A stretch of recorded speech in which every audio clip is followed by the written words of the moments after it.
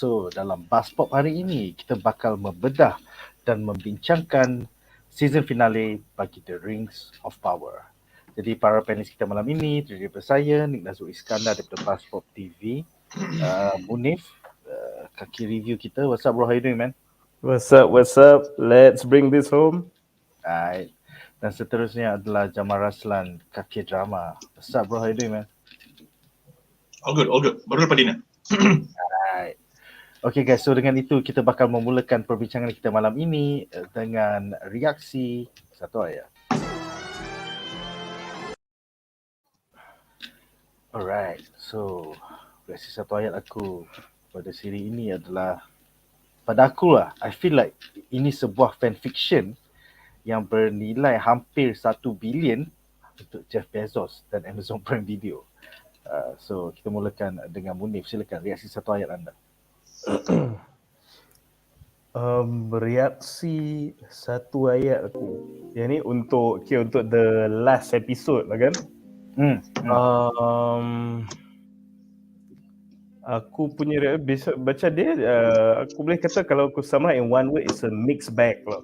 Sebab ada some resolutions yang aku suka, there's some resolutions yang visually aku sangat suka, tapi ada some resolutions yang aku macam agak kinda like not vibing with what they're going with kan. Tapi itulah, aku je boleh summarize it's a mixed bag. Pasal kalau kau tengok, dia macam ada 3-4 stories jalan serentak kan. So I don't have a similar feeling for each and every one of those. So I really cannot put like a single, itulah, the single sentence that summarize everything is it's a mixed bag lah bagi aku, which we will akan go into detail as we move forward dengan sesi malam ni lah. Alright. Seterusnya Jamal, apakah pendapat kau tentang season finale Rings of Power? Silakan. Aku rasa dia sedang-sedang. It's alright. It's definitely watchable. The finale was nak cakap apa? For those who like the show, the finale would be satisfying for them. For those who are on the fence atau biasa-biasa je dengan show ni, the finale would range between satisfactory to macam so orang yang tak suka cerita ni, they will not stay around for long enough for the finale ya. So for me to follow up on your auto remark on your sebuah fanfiction bernilai hampir 1 bilion tu, for me after watching the finale, I only had one question, one lingering question, which was kenapa Amazon buat tu je. I mean, like, I personally understand how enticing the IP is. So in some ways the question would be kind of stupid lah. Kenapa kau nak buat? Why not? That would be a rhetorical reply to that question. Jawapan dia adalah glory. Bukan gold, bukan gospel, tapi glory. That's what Bezos wants. Emmys, awards. Yeah, I think if let's just say I'm not well read on that point, tapi let's just say I take what you just said, Nick. If he wants glory, he can make the case. He can make a fair case for some parts of the series in season 1 that would be worthy for Emmy punya nomination. Whether or not it's going to get shortlisted and become a finalist for whatever category it is nominated in, that's another question altogether. But there are some parts, and I say some, I repeat that. But for me, it's definitely watchable. It's definitely much better than Wheel of Time. And for those who are not really bothered, or who are not really familiar, or dah tak ada apa-apa ikatan dengan ataupun dengan apa nama ni IP ni, it might just be to them it might be a decent Thursday night watch. So, and I know I have friends in my social media that look forward to this every week, and they are more well read on Tolkien than I am. Dia orang punya artistic and creative tastes notwithstanding, they read and they have consumed much more Tolkien than I am. So aku macam in a way aku tersekat kat tengah. I don't want to be the geek because I cannot profess that I'm a geek for this IP specifically. So aku rasa macam it's alright. I mean, like tu je lah. Actually, aku setuju dengan apa yang Jamal cakap tadi. Aku teringat, I think about a few weekends ago, aku pergi birthday party anak saudara. Lepas tu tengah lepak dengan cousin lah. Lepas tu for the cousins yang mainstream, diorang tak baca Tolkien, diorang hanya tengok filem Peter Jackson. They love the fuck out of this shit. And diorang, pasal diorang tak terikat kepada apa-apa lore.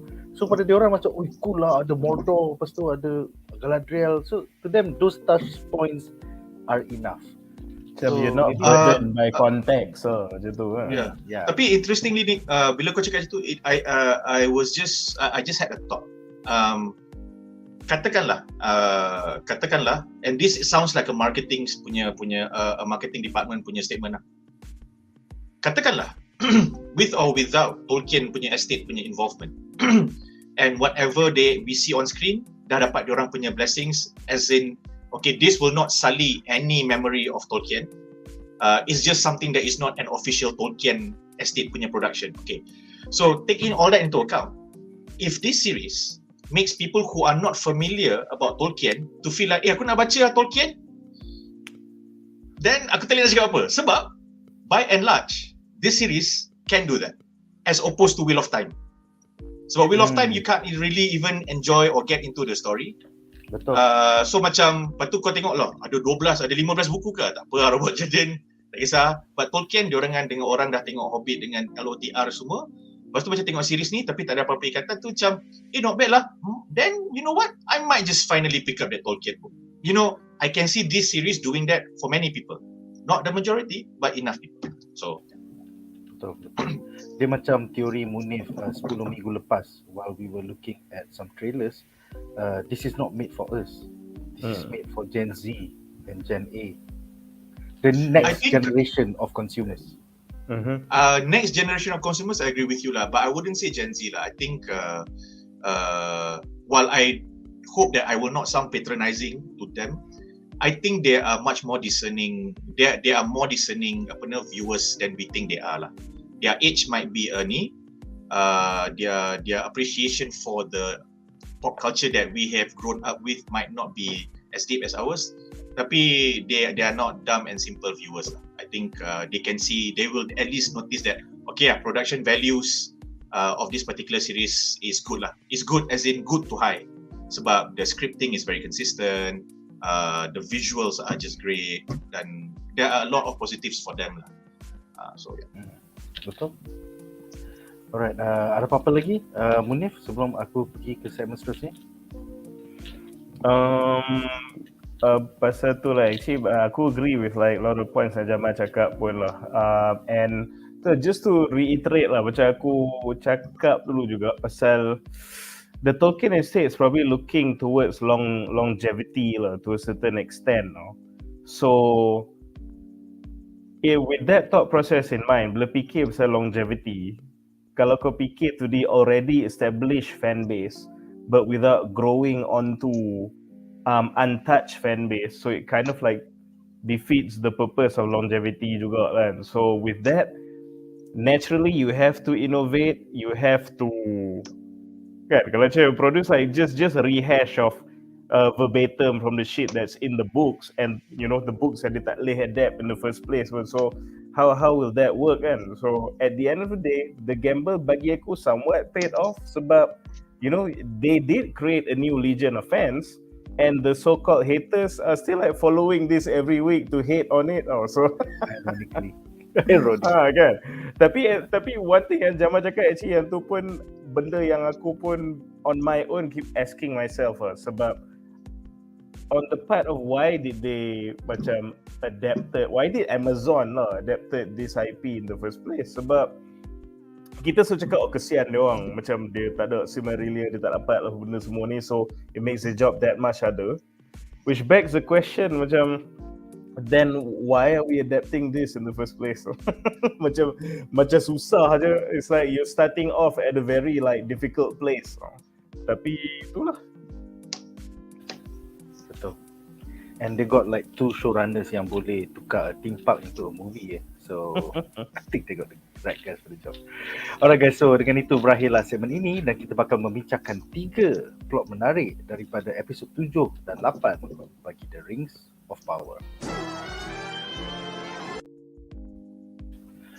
Alright, so segmen pertama kita aku rasa is the heaviest revelations tentang Gandalf dan Sauron. So dalam segmen ni aku ada dua soalan, satu soalan untuk Munif dan satu soalan untuk Jamal. Kalau korang ada soalan tentang Gandalf dan Sauron, sila tampilkan di bahagian komen dan kita akan cuba jawab di penghujung segmen ini.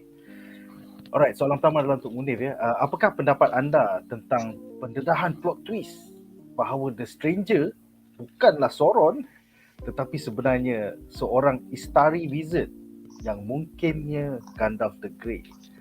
I mean, bodoh juga pengikut-pengikut Sauron ni. Kau dah ikut dia 2-3 episod, lepas tu dia oh my god, it's not Sauron, it's Istari. Lepas tu mati bodoh. So, silakan boleh. Yeah, actually, sebenarnya benda tu it left me questioning the wisdom of like Eminem and the gang pasal dia macam the fact yang dia orang realise yang oh my god, macam dia ni is an Istari kan. The fact that they mention that shows that they know about the Istari, which also means that they know there are multiple Istari kan. So which begs the question, kenapa kau confident sangat yang ni Sauron tu?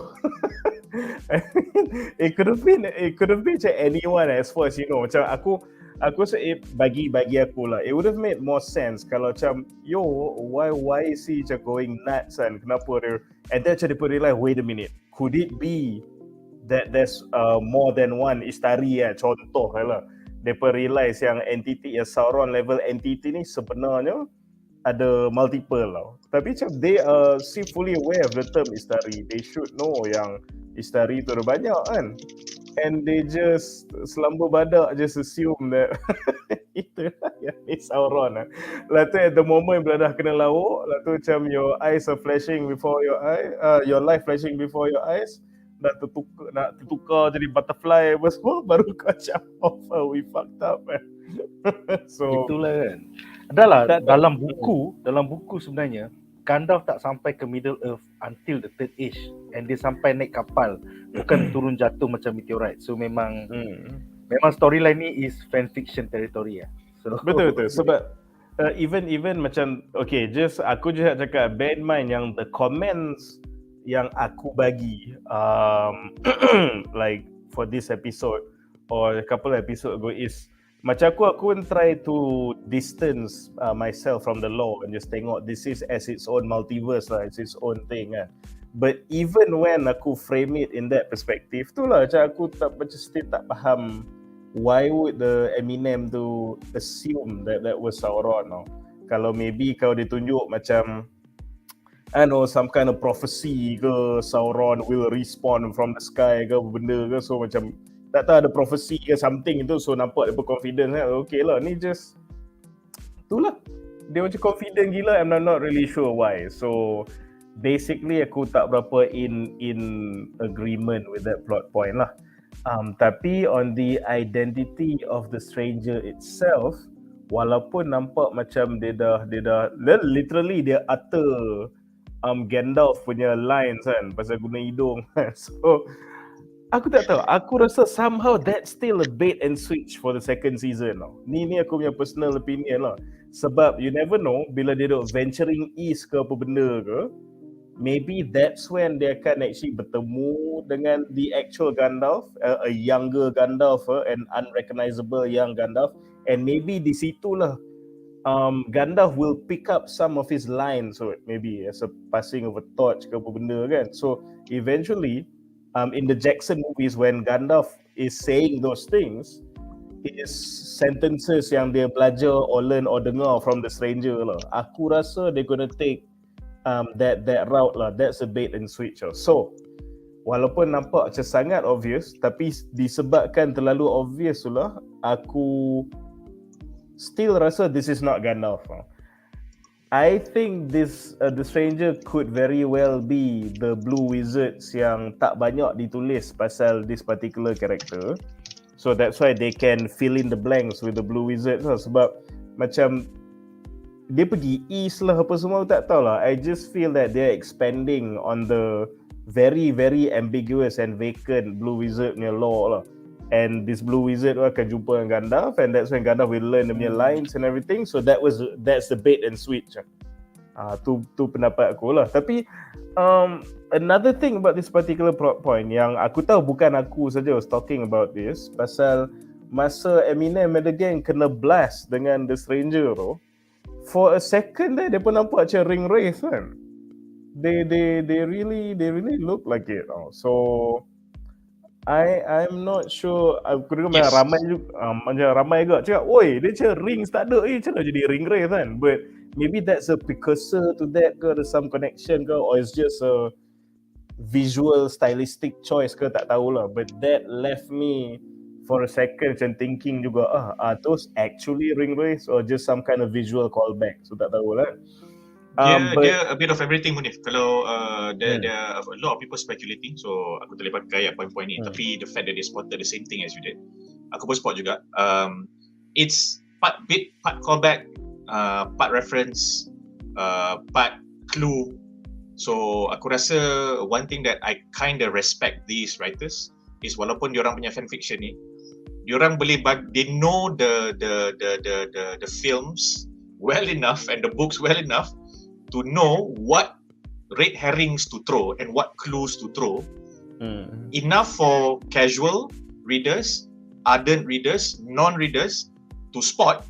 Lepas tu macam speculate from week to week in anger, in disappointment, or in interest. So it's everything that you say. A reaction lah. It will draw a reaction. So aku macam tabik ke korang ni, sebab macam Wheel of Time, dia tak ada benda ni. Kau tanya ni, dia tak ada. There is no finesse in showing off. Okay, we know this little bit of lore, we know this reference. None, zero. So they just wrote the story. Yang ni nampaklah ada a bit more care in terms of okay lah, kita nak kena respect all sides of fandom, so whatever. Betul lah. So I agree with that lah. So if it's probably like a bit of a lot of things to draw macam reactions from the viewers, which to me is good lah, even though of course ada some dissenting voices from the purists lah apa semua. But bagi aku, it's better that people engage in conversation with the scenes and plot points rather than people don't give a fuck anymore macam Wheel of Time. So it's better if there's a debate and conversation about the series. So aku rasa bila dia include that sort of a visual callback to the ring race, so it's one of those things that got people talking lah. So bagi aku that is, yeah, I agree, that's quite clever of them lah. But at the end of the day, speaking strictly on this plot point, season 2, I really believe it'll be shown that this guy is not Gandalf. I'm not convinced. And before I end my thoughts on this topic, I have to say this indeed, that itulah, the Harfoots were fucking menace. Dah macam Vietcong dia orang. Orang flamethrower, the hutan, betul-betul mimicking the Vietnam War. Mereka duk napalm the whole forest kan. Dia duk keluar dari tanah lah, tikam kaki lah. So itulah. Okay, itulah macam cakap on this particular point, I don't think that is Gandalf.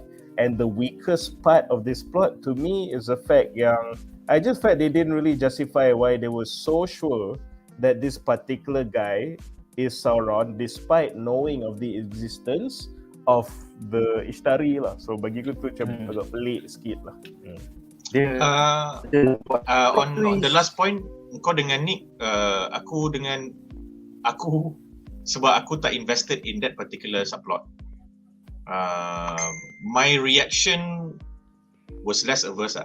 Aku just rasa macam korang ni adalah follower yang buta, and then there is no prophecy aside from the fact that you know Sauron will return, and because you guys are priests and you guys are mages, you guys are able to follow energy, and because this was spotted with fire, they presume that it was Sauron, and then that's it. I just take it as that. And then bila mamak tu datang, and then dia buat apa yang dia buat, baru dia orang macam alamak, mama ni Istari. So I see it as that lah, because there is no clue that confirms that it is Gandalf. So aku tak boleh nak ambil sangat yang diorang ni ikut dengan prophecy, because I feel that the writers have been doing a fine job. When I say fine, I don't mean in terms of sticking to the lore and blah blah blah. I mean in terms of serving up an 8 series story lah. So they've done well for whatever they wanted to do. Whether I like it or not doesn't really matter. Cuma because kalau writers ni are decent writers and dia tahu dia nak menggunakan prophecy as the vehicle or as the motivator for these 3 priests, the Eminem and gang, the Eminem's new rap group. Diorang kena dan akan letak the prophecy somewhere at the beginning or somewhere in the middle siap-siap. So they are not that dumb of a writing team to not do that. So bila tak ada benda tu, aku macam means benda tu bukan prophecy lah. Faham tak? To me lah, that is the writer in me rationalizing it. Sebab kalau prophecy and dia orang tak tunjuk and then benda tu jadi macam tu, then semua orang akan spot. Macam tak ada mention prophecy, tiba-tiba during the episode mengikut prophecy kami, kamulah Sauron. It's not gonna work. Kita akan terus tembak benda tu. So thankfully they were also not dumb to use that line when Eminem punya rap group jumpa this old man. Diorang macam anticipate kan. Diorang cakap when you last went away you will come back like a meteor. Bukan line itulah tu. Tak, tapi itu through a meteor aja. Dia bukan macam when the moon is blah blah blah or you will arrive in a hail of fire when blah blah blah blah. It's not like that. It's not prophecy. It's just that we know you're going to come back. Somebody just told us that you're going to come back through a meteor and that's it. So for me, because typically dalam cerita fantasy, the moment a prophecy punya scene is revealed, meaning a character says this is part of a prophecy, it will be a scene. It will be a somewhat expositional punya scene. There is this prophecy, blah blah blah blah blah blah blah. There will be something like that to tell you, okay, ni prophecy. So fantasies will not sell themselves short of that. But this is me rationalizing.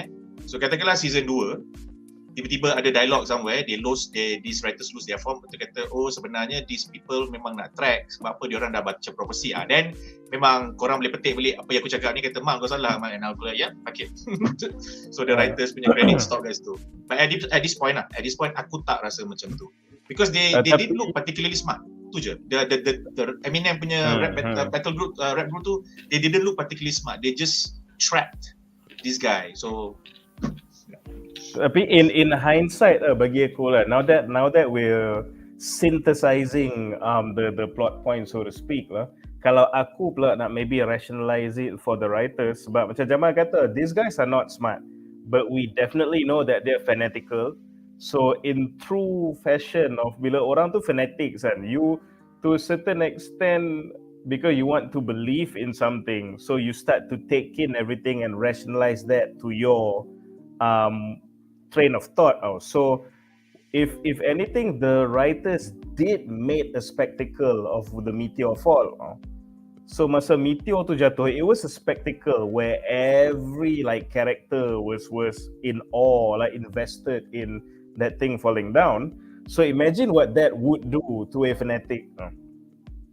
Yalah, dia orang gunakan red herring. Effectively, the stranger is a red herring.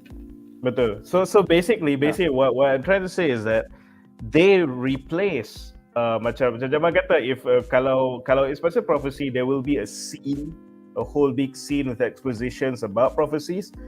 I feel that they replace they took out a prophecy scene, but in its place they put that to making a spectacle out of the meteor fall. So that was the engine that moved this thing. So, and because they're not smart and they're fanatics, so you don't have the prophecy scene, but you have the spectacle of the meteor falling down. A fanatical group tengok, it's not too far-fetched that they will say, this is our Lord and Savior, tengok tu confirm. Tu akan. Pada aku simple je bro, they needed that scene for the trailer. Pasal dia nak intriguing kan, masa trailer tu lah, intriguing. Tapi okay, I mean that is cool. But for me, I wouldn't have used that sebab bila kau tease benda tu, lepas tu kau tak bagi Sauron, or at least kau tak bagi it in a way that we kinda used to. Dia macam dia bukan let down, tapi macam and dia pun sebab kita ada benda lain yang tampung benda tu lah, which is the Mount of Doom tu punya meletup. So for me, I would have used that and the Balrog in the trailer. Balrog lepas ni kita cerita babi satu cerita. Alright. Kau marah gila sial. Marah gila. Alright. Soalan seterusnya untuk segmen ni adalah untuk Jamal ya. Apakah pendapat anda tentang pendedahan plot twist bahawa Halbrand sebenarnya Sauron dan endgame-nya throughout this whole season adalah dia ingin menyunting Galadriel sebagai permaisuri dia. Aku rasa dia Ada dah wedding menyimpan scene jauh daripada the LOTR law tu. Aku faham ni fan fiction tapi ni dah menyimpan jauh tu. Like dia tengok dalam reflection tu, kita patut bersama. Like what the fuck weh? Silakan. Okay, interesting reaction that you have. Sebab aku, for some reason, I was not even particularly interested in this particular plot point. And I am by and large, I'm 50-50 on the whole Galadriel, Halbrand, whatever. I just take it as it is. Tapi the moment I watch the finale, dalam banyak-banyak Reddit threads and YouTube videos, review videos and YouTube review video comment threads, yang aku paling banyak follow is this particular plot point. Don't ask me how, don't ask me why. I just arrived at the videos I watched, and I guess those videos were nice enough, good enough for me to check out. And interestingly, many people who are more receptive towards this show, diorang punya reaction ada agak opposite dengan kau punya reaction tadi ni, because they were able to rationalize whatever Sauron did, whatever Halbrand did, Sauron in Halbrand's body, in Halbrand's punya ni lah buat, because dia kata semua tu sangat konsisten dengan apa yang Sauron buat. And quite a few comments were saying, were justifying it on this particular key difference between Sauron and Morgoth. So Morgoth adalah chaos. So as a Dark Lord, dia adalah very chaotic, and due to his chaotic nature, in addition to his chaotic nature, dia ada some sense of paranoia and insecurity that leads to a lot of pettiness and very chaotic punya reactions lah. Kalau dia marah ke orang, dia akan mengamuk, semua orang kena tempias, dia akan sack atau annex atau pillage one particular part of the world just to prove his point and stuff like that. But with regard but for Sauron pula, he is a more studied evil kind of evil, and dia adalah satu evil yang ada idealism. So Morgoth tak ada idealism. He just wants to be the biggest baddie in the block. Sauron pula, his idealism is not unlike Thanos. I'm not saying ada parallels, very different, tapi not unlike Thanos, di mana kalau kau rasa aku evil lah. Tetapi pada aku, dalam dunia aku, dalam kacamata aku, dengan idealism aku ni, dunia kena macam ni.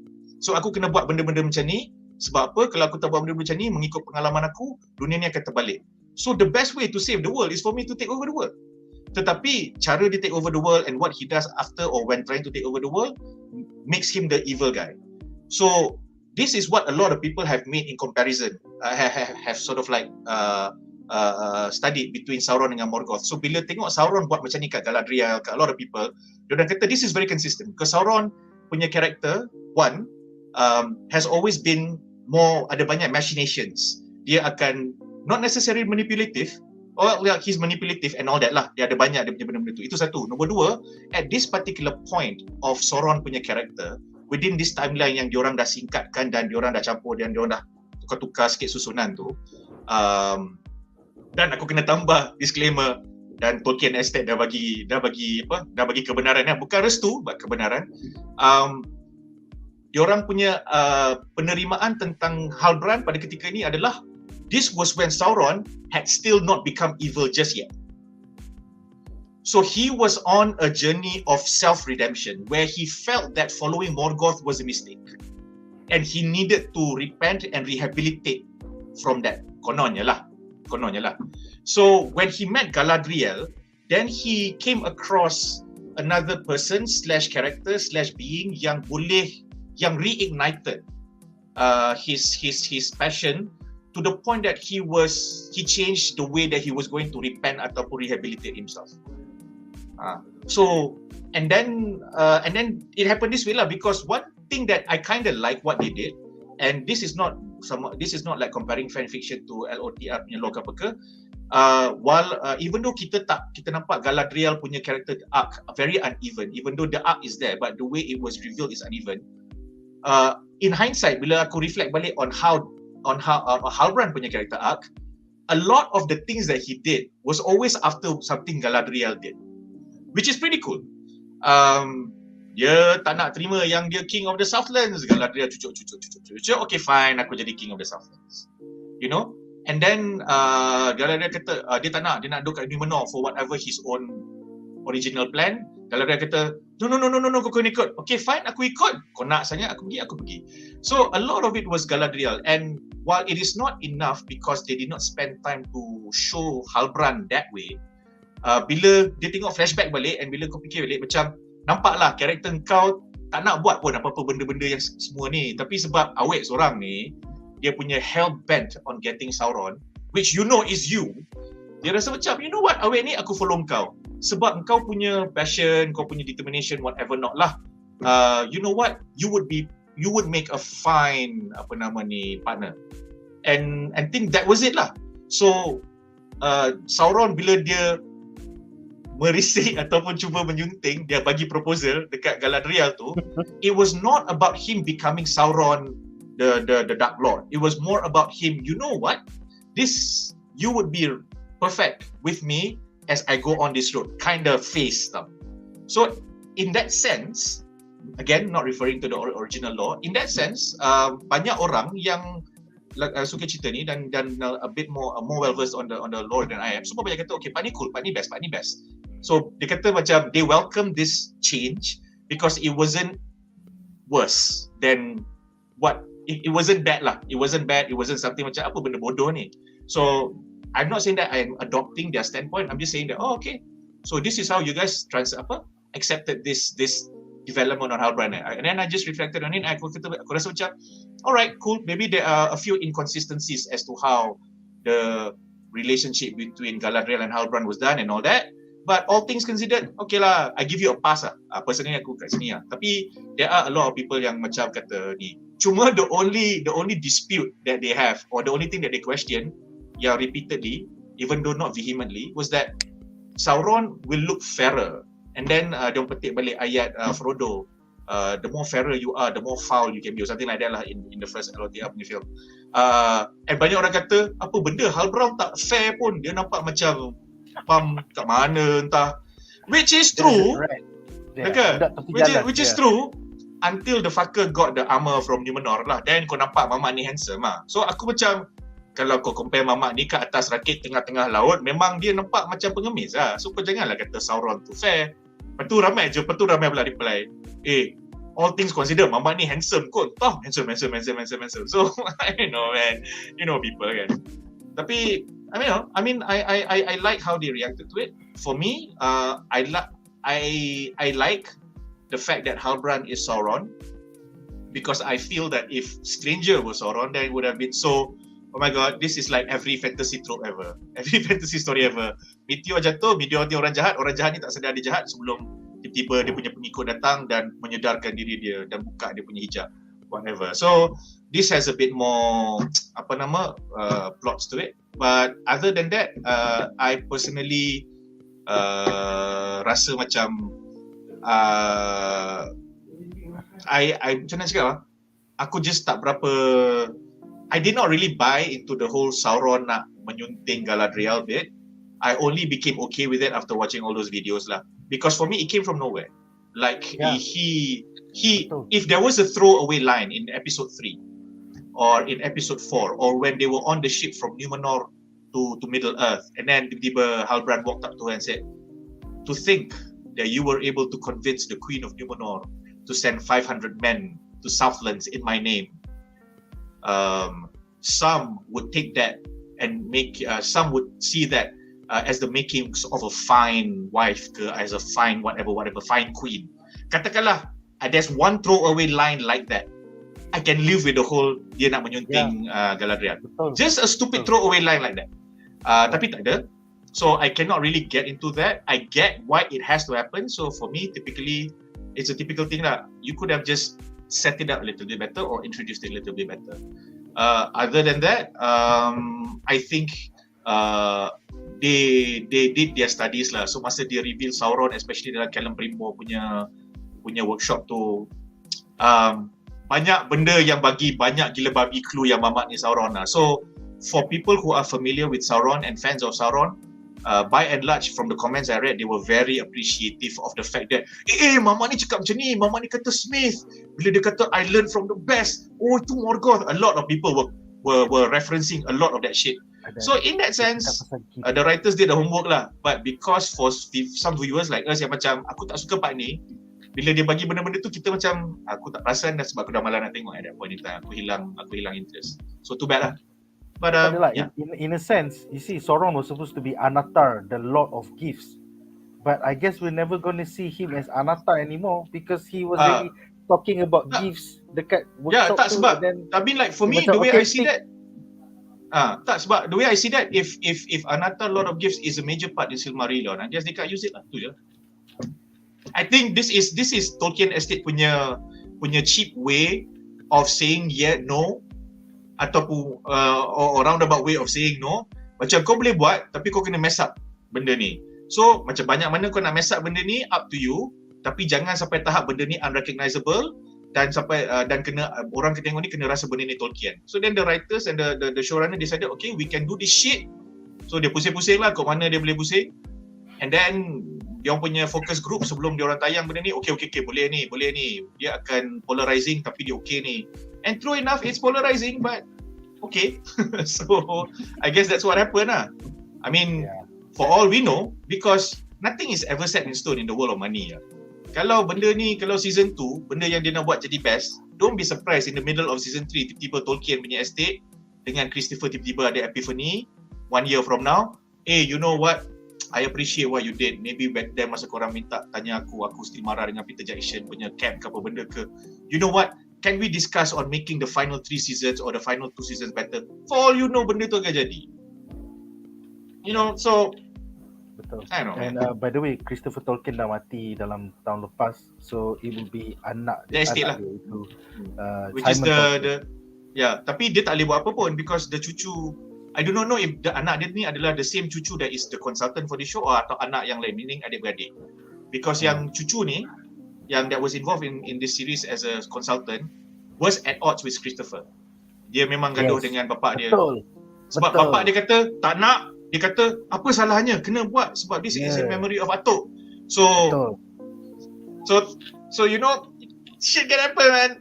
I don't know. Simon Tolkien, save the show, Simon. Save the show. Yeah. I mean, I don't think the show needs saving, but you know what, Simon? You can put this to bed and give everyone that's been waiting for Tolkien a big last hurrah lah. Tu je lah. Yeah. Betul. I think by and large the series is not a failure, but it might not be what the Tolkien fans want. So I think if you are going to do it for them lah. Because they are the ones that keeping the memory of Tolkien alive, not anyone. Betul. It's the fans. So if anything, first 2 seasons kau bagi lah kat Amazon. The last 2 atau the last 3 seasons tu, you take it and make it your own lah. Because it cannot be a Tolkien show without you guys tu je. No matter how many approvals you give. Alright, so kita ada 4 komen menarik. Pertama daripada kategori The Great yang bertanya, kenapa Eminem dengan 2 pengikut dia tak berpecah je? Kalau betul-betul nak cari Sauron, maybe boleh terjumpa Halbrand. So I guess penulis dah tulis macam tu. Pasal mereka collectively nampak the meteor kan. Aku baca pendapat aku lah, as aku mention tadi, yang menggerakkan Eminem punya rap group pergi cari Sauron is because of the spectacle of the meteor. Kalau ada 3 meteor, then memang pelik lah kalau dia orang tak split. Because there's only the one kan. So semua orang macam itu confirm. So alang-alang tiga-tiga pergi situ lah. Aku punya teori pula, inciting incident. Aku punya teori pula adalah rap group ni dia ada banyak sebab dia it's a movement. So rap group Eminem ni is one cell of that movement. So one cell ni adalah yang paling dekat sekali dengan area meteor tu jatuh. So cell ni pergi kat situ lah. Kan? Kalau kat Southlands dia ada lah rap group yang lain. Kalau dekat you know tentang Numenor ada rap group yang lain. So tu je. Tak ada yang pergi ke laut nak jumpa Halbrand, tak ada. Tak, sebab tak ada meteor jatuh ke laut. Kalau meteor tu jatuh kat laut, meteor tu padam lah. Alright, seterusnya kategori menambah dia tak faham Harfoot ni kenapa dia nak bersama dengan stranger tu. Macam tak ada benda yang baru pun. Dia nak mimic the adventure of Frodo dan Bilbo bersama Gandalf. Sebab tu kau ada Mamat Ketot yang ikut stranger tu. So that's why Nori dalam season 2 nanti akan pergi ke Ruwarin. Pergi ke Rune bersama the stranger. So it's a copy paste daripada Lord of the Rings dan juga daripada Hobbit. Itu pendapat aku. Panelis? Dia tema dia of living your comfort zone tu ada situ lah. So yeah, that one is very strong lah. You cannot deny that lah. It is very consistent with Nori punya character. Sebab it makes sense also pasal for macam okay, it's definitely a rehash lah, but at the same time you can see kenapa dia buat itu pasal it's a series kan, so macam banyak episod, so dia kena pandai tahu lagi, so dia macam dia literally kena insert adventures tau. So especially for the second season lah, so the first season they establish the motivation untuk pergi on adventures, so that bila main second season hopefully kau dah full blown all out adventures dengan the stranger tu, kau takkan tanya macam dia orang ni kalau tak macam very macam dengan tribe dia orang je kenapa tiba-tiba pergi lawan naga, lawan troll apa semua kan. Macam dia je establish ini dah siap, dia just nak keluar from dia punya comfort zone. So for the second season punya treasure trove of adventures lah, hopefully. Aku pula for me my point is to latch on to Munif punya ni, the leaving the roost pergi nak jenis walkabout tu sangat kuat lah. And I think maybe because it was a very simple plotline, one of the more cleaner subplots was Nori punya arc. Sebab daripada first scene memang nampak dia ni ada adventurous punya side, very inquisitive, the least Harfoot of all the Harfoot punya aku tak tahu caravan tu. But at the same time dia pun very Harfoot juga sebab dia sangat sedar diri, cuma dia tak boleh nak deny dia punya own interest nak pergi jalan-jalan. So aku rasa bila at the ending tu, for me the reason why it makes me accept it wholeheartedly without any questions, to the point that I will not out of humor kata dia nak mimic Frodo punya jenis ke, is because it was not her yang cakap dia nak ikut stranger tu. It was, even if she had thought about it, she did not mention it to anyone. But people around her yang cakap, kau pergilah. Kau tak patut duduk sini bos sebenarnya. Kau dah jauh lah. Kau kena pergilah. Nori. Kau pergi. Kita orang bagi restu. We give you your blessing. So that scene happened. And fair enough that the writer and the actor sold that to me lah. So macam, okay. So Nori macam, korang tahu apa yang aku fikir walaupun aku pun tak acknowledge benda tu lagi. Okay, fine. You know what? Since you guys. So I thought that was convincing. And that's why I accepted it. So aku tak rasa benda ni pelik lah. Dan pada aku, katakanlah dia nak cuba cari cara nak memberi gravitas kepada Nori punya decision nak ikut stranger ni. Macam contohnya, kau seorang je Harfoot yang boleh bawa aku through this road, whatever. I think that would be too convoluted for the entire first season. Banyak sangat dia nak tunjuk Halbrand, Sauron, dia nak tunjuk Mama ni Istar, dia nak tunjuk ni, dia nak tunjuk tu, banyak sangat dia jadi convoluted. Dan Harfoot punya karakter bukan orang yang sedar, they don't know the bigger thing in the world, so dia orang agak simplistic in that sense. So it would be very counterintuitive kalau tiba-tiba karakter Nori kata, aku rasa aku terpanggil nak mengikut the stranger pergi ke Rune dan tolong dia. Benda tu akan jadi pelik. So, kau Harfoot je lah, kau tak fikir benda macam ni. Kau nak pergi petik apple je, tu je, settle. So that's what I think. Kita ada soalan bonus daripada Hisham Iqmal yang bertanya, pada pendapat panelis, adakah payoff Harfoot ini berbaloi setelah 8 episod menunggu? Personally, aku rasa kematian Lenny Henry tu was quite poetic. Yang dia cakap dia nak tengok matahari naik for the last time. That was super sad. Yeah, that was like touching, man. So kind of cool aku rasa, and yalah, dia macam friendship is magic. So pada tu penting untuk Harfoot, sebab tu dia orang pergi selamatkan balik strangers. Pasal friendship is magic. Kadang-kadang kan kau punya sarcasm dengan kau punya acidic comments kan. Aku gelak. Tak, aku to me this the Harfoot is not the payoff. There is no payoff for you to wait on this Harfoot punya plotline, Syam. Sebab pada aku Harfoot ni dia nak letak Istar turun, Harfoot jadi teman dia, the callback to Frodo dengan Gandalf, Bilbo dengan Gandalf, that's it. Lepas tu Harfoot ni nak set up for season 2. So dia tak ada payoff. Kalau nak gagah cari payoff, pada aku payoff dia adalah Nori meninggalkan dia punya caravan. Itu je. Kalau kau fan Nori pada aku tak cukup si Nori. So aku tak ada rasa attachment tu.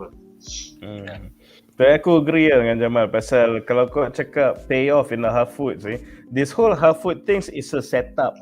So bagi aku dalam season 1 tak ada payoff when it comes to Harfoot. But that will hopefully datang dalam the second season pasal this is definitely one of those. Yalah, it's a setup lah, so there's no payoff kan.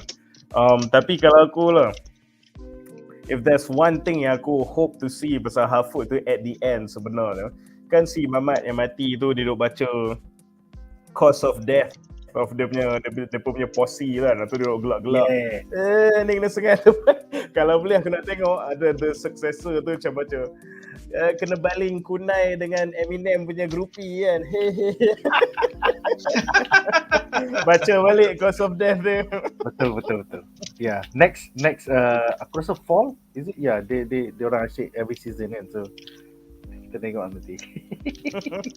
Dah lah makcik yang selalu ejek diorang yang sekarang jadi ketua penghulu. Segan itu. Makcik tingkap jadi penghulu, bahaya ni. Bahaya tu. Seterusnya Daus bertanya, so Mamat Istari ni belum confirm lah Gandalf. Tapi aku baca internet hampir 90% cakap ini semua clickbait title je bro. Kita tak tahu sehingga season 2 nanti sama ada dia adalah Blue Wizard, Sauron, bukan Sauron, Gandalf ataupun siapa lagi tu Eko, Saruman the White ataupun Radagast the Brown. So ada 5. It could be either one of them. Aku rasa Blue Wizard lah. I'm invested on that lah. Aku rasa Blue Wizard pasal dia seemingly now dia dah macam ada that connection to the east apa semua kan. And also we know the Blue Wizard, one of the few things that's written about them is involving macam the Eastern Lands lah. Lepas tu at the same time it's literally the best thing this showrunners yang tak dapat Silmarillion apa semua ni untuk adapt, because the Blue Wizards have the least amount of things written about them. So this should be heaven for them to use. So memang gila babi sangat wasted. Kau dah ada this content scarcity and the loyalty to the source material kind of thing as your constraint. And then you have the Blue Wizards, it's a fucking gold mine to work on. So aku tak percaya kau dia tak pakai langsung kan tu. And the tipe pakai line Gandalf tu is just kadang-kadang when it's too on the nose, you know it's switch and bait. Ya, dia red herring betul. Alright, soalan terakhir untuk segmen ini adalah daripada kategori The Great yang bertanya, Galadriel dah kahwin kan? Yes, dia dah kahwin dengan Celeborn. Dia balu. Episod 7 cakap dia mati, husband dia mati. Suami dia mati kena bunuh dengan Sauron. Suami dia mati ini dengan adalah kelainan daripada movie. Pasal dalam Lord of the Rings, husband dia masih wujud dan dia orang dapat anak perempuan yang kahwin dengan Elrond. So, I don't know how dia ni dah menyimpang, aku tak tahu apa hidup lagi lah tu. Ada anak perempuan tak tahu. Is it dalam Lord of the Rings, is it the same husband, the one that she said died in this series? Yes, aku tak tahu. Still alive, still alive with long hair. He's in the Council of Elves. Yeah, dia tak mati lah tu. Nanti ada lah, I was a prisoner, POW ke kat mana, and now I'm back. Sebab tu dia jadi sundere, sebab her entire life dia marah je semua benda. Dia marah kepada benda yang tak betul sebab dia kena tipu. Kau tak cakap ke aku, kau tak mati. Kau hantar aku pergi ke laut. Lepas tu aku kena berenang balik. Lepas tu Halbrand ni tipu aku, cakap dia king tapi dia Sauron, kimak. So sampai bila-bila lah dia marah. Bitter gila. Karen. I think I give her a bit of respect lah. Dia bukan Karen lah. Okay. Dia bukan Karen lah. Aku tak nampak lagi Karen dalam cerita ni, tapi aku tak nak nampak Karen dalam cerita ni saying that. Betul. Alright guys, so dengan itu berakhirlah segmen ini dan kita akan ke plot menarik kita yang kedua.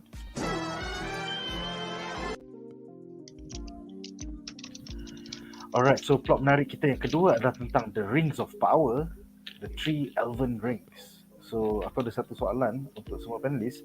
Apakah pendapat anda tentang the creation of the Three Elven Rings di penghujung season ini? Untuk Munif, adakah ini bermaksud bahawa setiap penghujung season 2, 3 and 4 akan diakhiri dengan the creation of the 7 rings for the Dwarf Lords in their Halls of Stone, the 9 rings for the Mortal Man Doomed to Die, dan akhir sekali the 1 ring for the Dark Lord on his Dark Throne. So, adakah itu format atau formula yang diorang akan gunakan? And nak cari material kat mana lagi ni? Kita ada lagi 20 rings Sekejap, 7 campur 6 tambah 9 20. 7 campur 9 Okay, 17 rings lagi. Dia betul lah kalau because of the nature of how the show ended. Sebab at the end of the day, they established the creation of just the 3 Elven rings kan.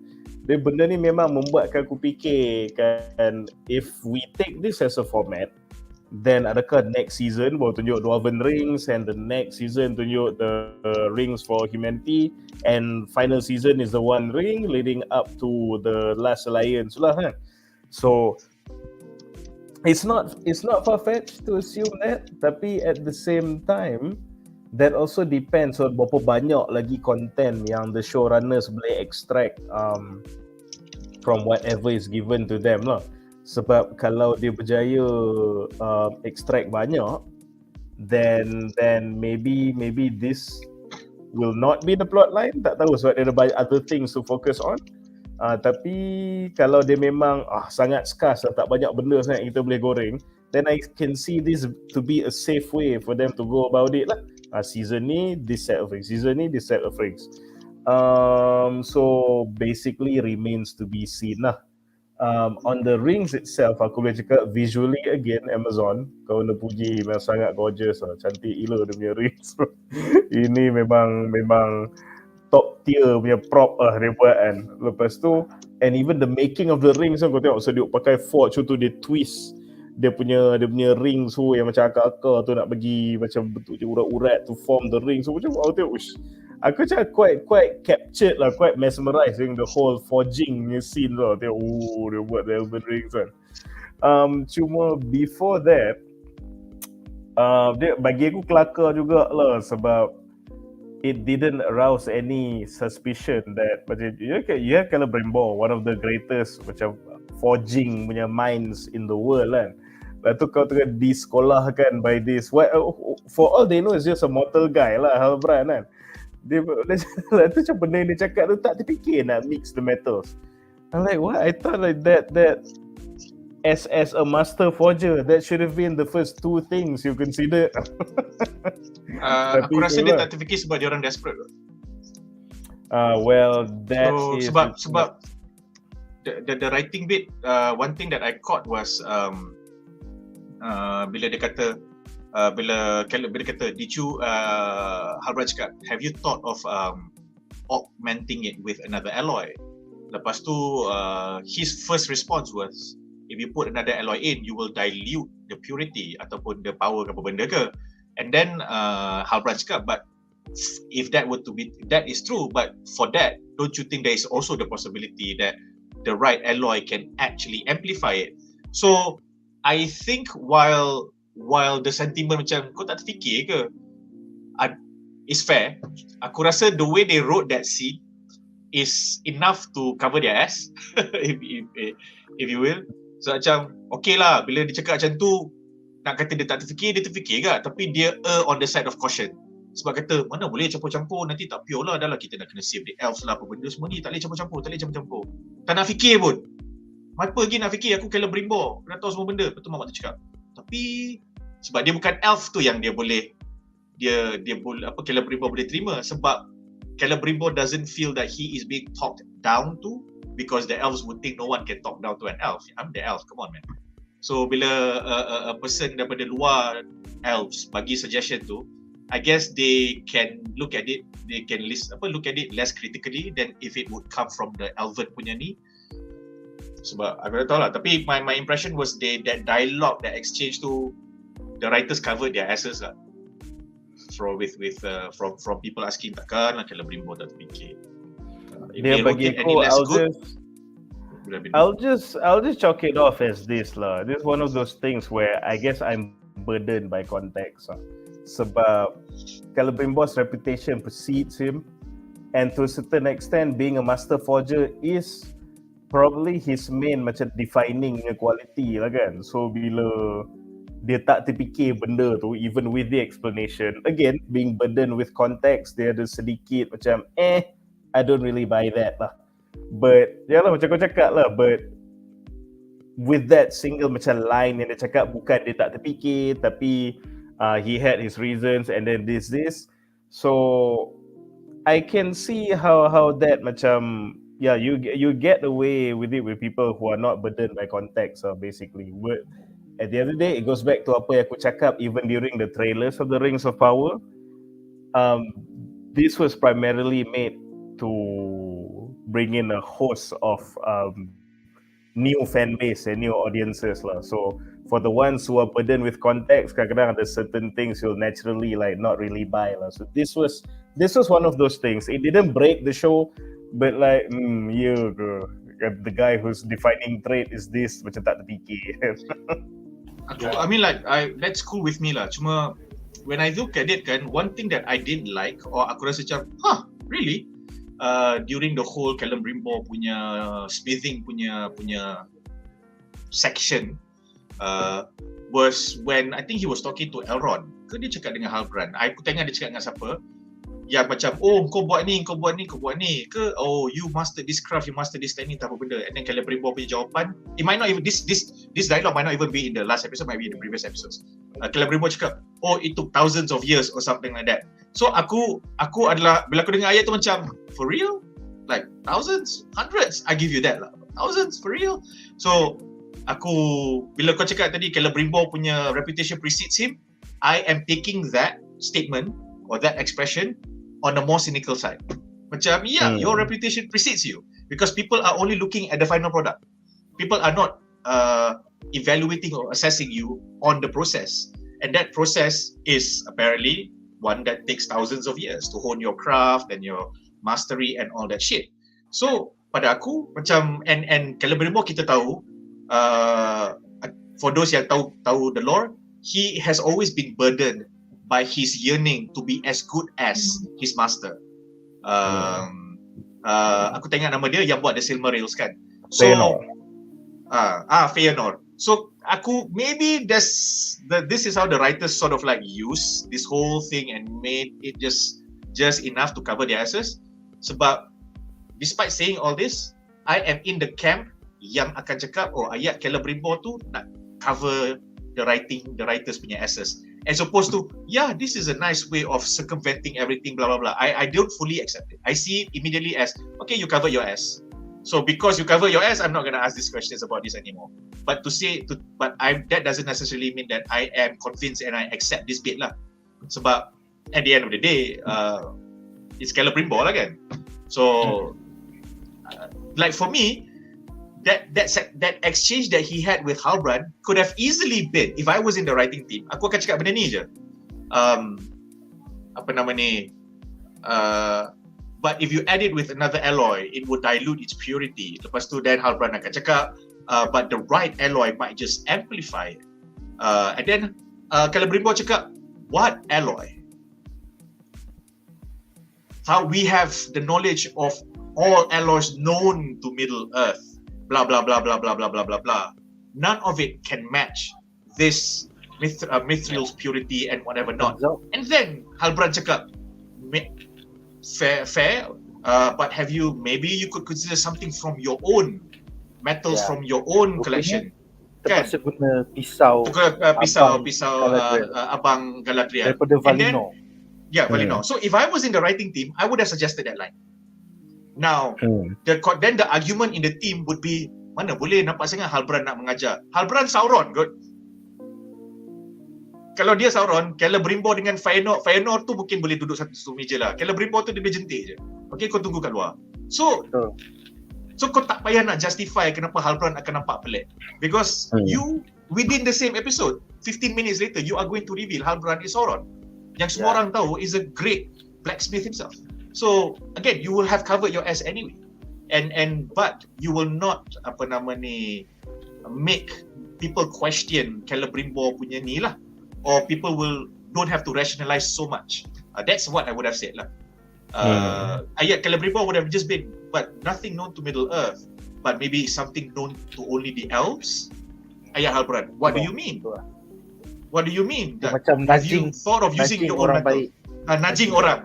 Sebab kalau if you wrote that scene well, kalau dia nudging macam tu, lepas tu tiba-tiba review Sauron, Bukimak ni pandai gila sial, Celebrimbor pun dia boleh selit tu. People might even say that instead of Celebrimbor kau kena sekolah dengan Halbrand, tak babi Sauron sial. Celebrimbor dah habis fikir dah, tapi dia tak terfikir nak guna elves punya senjata sendiri. Damn son. Kan simple je. So that would have been more crisp lah. That would have been more crisp. But that's just me It's easy to say bila kita tengok, lepas tu kita tak ada dalam the pressure of writing kan. So it's me Tapi kan aku baru perasan lah, Sauron buat pedang Numenorians untuk bunuh beratus orcs. Bastard tak? Kau bunuh sebab tu Adar bunuh dia. Ya, kan dalam lore dia buat semua pedang tu.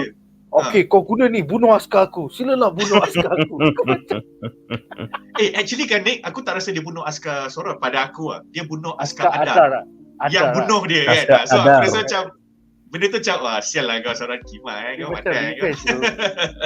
Babi Lah tu on the plot of the rings, the other thing, okay, ni the things yang aku suka lah. Aku suka the discussion that they had from what to actually forge from this metal lah. Aku suka that the discussion started like from a crown lah, apa semua tu kita nampak macam mana dia by process of elimination and development tu, it came to the conclusion that dia pernah buat ring last sekali. So bagiku that was kind of cool. That was adding layers to the objects that we are already so familiar with. Tapi macam it adds some non-jarring and in fact enriching layer to the history of the creation of that particular item lah. So aku suka that back and forth. But as a designer myself pun kadang-kadang bila kau tengok the end product of a rumah yang kau dah design ke apa benda kan, like months before that it was completely not that. Dia benda yang completely lain. But eventually this is the house you know and love. Macam KLCC, this is the tower you know and love. You look back at the draft, there was like 3 towers yang connected to each other lah, apa lagi macam-macam apa semua kan. So but you know it as the 2 towers macam tu dah. But during the draft, during the discarded like papers and everything, like you see these things so that thought process to made it feel real to me lah. That I really like related to that, so that was nice. Cuma at the end, so pasal this the rings yang aku mula actually I was like quite confused leading up to the resolution of this plot pasal Galadriel busted into the forge and they actually demanded them to make 3 rings kan. Sebab untuk apa for that equilibrium lah. Kalau 2 tu jadi konflik, 1 nanti jadi corrupt, so 3 dia macam balance kan. At first aku ingat kan masa dalam air tu when they were both when Galadriel was fished out of the pond by Elrond, aku ingat kan sebenarnya they fish out Sauron that Sauron dia simpan Galadriel kat mana kan, they take Galadriel punya guys lah to further do damage within the Elven punya society kan. So aku ingat kan dia yang pergi bagi that Sauron disguised as Galadriel yang pergi bagi tahu the guys at the forge to make a 3rd ring. But that didn't seem to be the case. So turns out that really is Galadriel yang suruh the guys make the 3 rings. So I guess that's the final manipulation lah kot. Maybe where Galadriel was instrumental in completing the set on the Elven side lah. So dia 3 ring kan. Dia kata nak balance, sebab tu dia suruh buat 3. No, sebab balance lah. So at first aku macam, jap, ni betul ke? Kenapa? Why they asking to make more rings? Kalau dia dah tahu rings tu bahaya kan? Macam that was a machinations from Sauron kan. So satu aku ingatkan, ni Sauron yang keluar from that pond ke? Menyamar je Galadriel apa semua ni. Tapi tak, I guess in retrospect, that is the real Galadriel. And itulah, maybe she really... Aku pun ingat kalau dia dah mati kan? dalam pond tu. Lepas tu actually ni sebenarnya Halbrand shapeshifted. Rupanya tak. Macam memang dia minta nak buat another ring. So aku faham the whole thing bila dia cakap okay, that Trinity tu is a balance or somewhat kan. But at the same time, you know that Halbrand was forging these rings. You don't really know what they will do yet, but you know it's something the Dark Lord wants, and you went and told them to let's make another one. So tu yang aku kau bagi pisau yang kau pegang dah beribu tahun, okay? Kau bagi pisau kau. Tu aku ingat tu Sauron tau mula-mula. Kan aku ingat tu Sauron sebab if you tak tahu kalau if you don't help, jangan bagi dia punya metal apa semua tu, like so they won't make any rings to begin with. No, the thing is pasal Mithril is the dying light, then they are going to die. Dia macam dia bagi another reason why the elves need to make the ring. Kenapa dia kena buat juga? By retconning Mithril tu adalah satu light daripada Balrog lawan dengan elves dan kita dah nak mati dalam 3 bulan. Dia macam dia bagi motivasi to have. So that's why it has to be made juga walaupun dah kantoi. That's actually Sauron punya machinations lah, I guess, so to speak kan. So okay, but okay. One last thing pasal that playing on my mind pasal this whole ring punya plot ni is that I guess maybe in season 2 they'll show how it works. I don't get how it works pasal we remember the dialogue between actually Elrond said something about finding enough mithril to macam dia sih nak salute kan all the elves with mithril kan mula-mula kan, but right now apparently just 3 measly rings will do. So maybe dia tak tunjuk lagi, but maybe next year dia tunjuk macam it'll work like macam like telecommunications tower, like a beacon of sorts untuk resonate light between them for the whole Elven punya community. Tak tahu, aku assume lah kan sebab by the dialogue that Elrond bagi dulu, you didn't think one ring would even sustain one elf. Pasal dia kata dia nak bagi crown dekat dia punya raja Gil-galad. Dia kata dengan itu elf takkan mati selamanya. Lepas tu tiba-tiba jadi ring.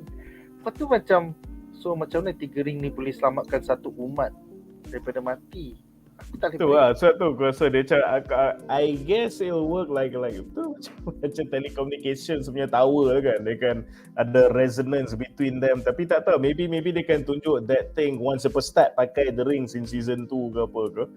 But as of now, how season 1 ended, I'm curious to see how these 3 little rings can avert that catastrophe that's going to befall the elves lah.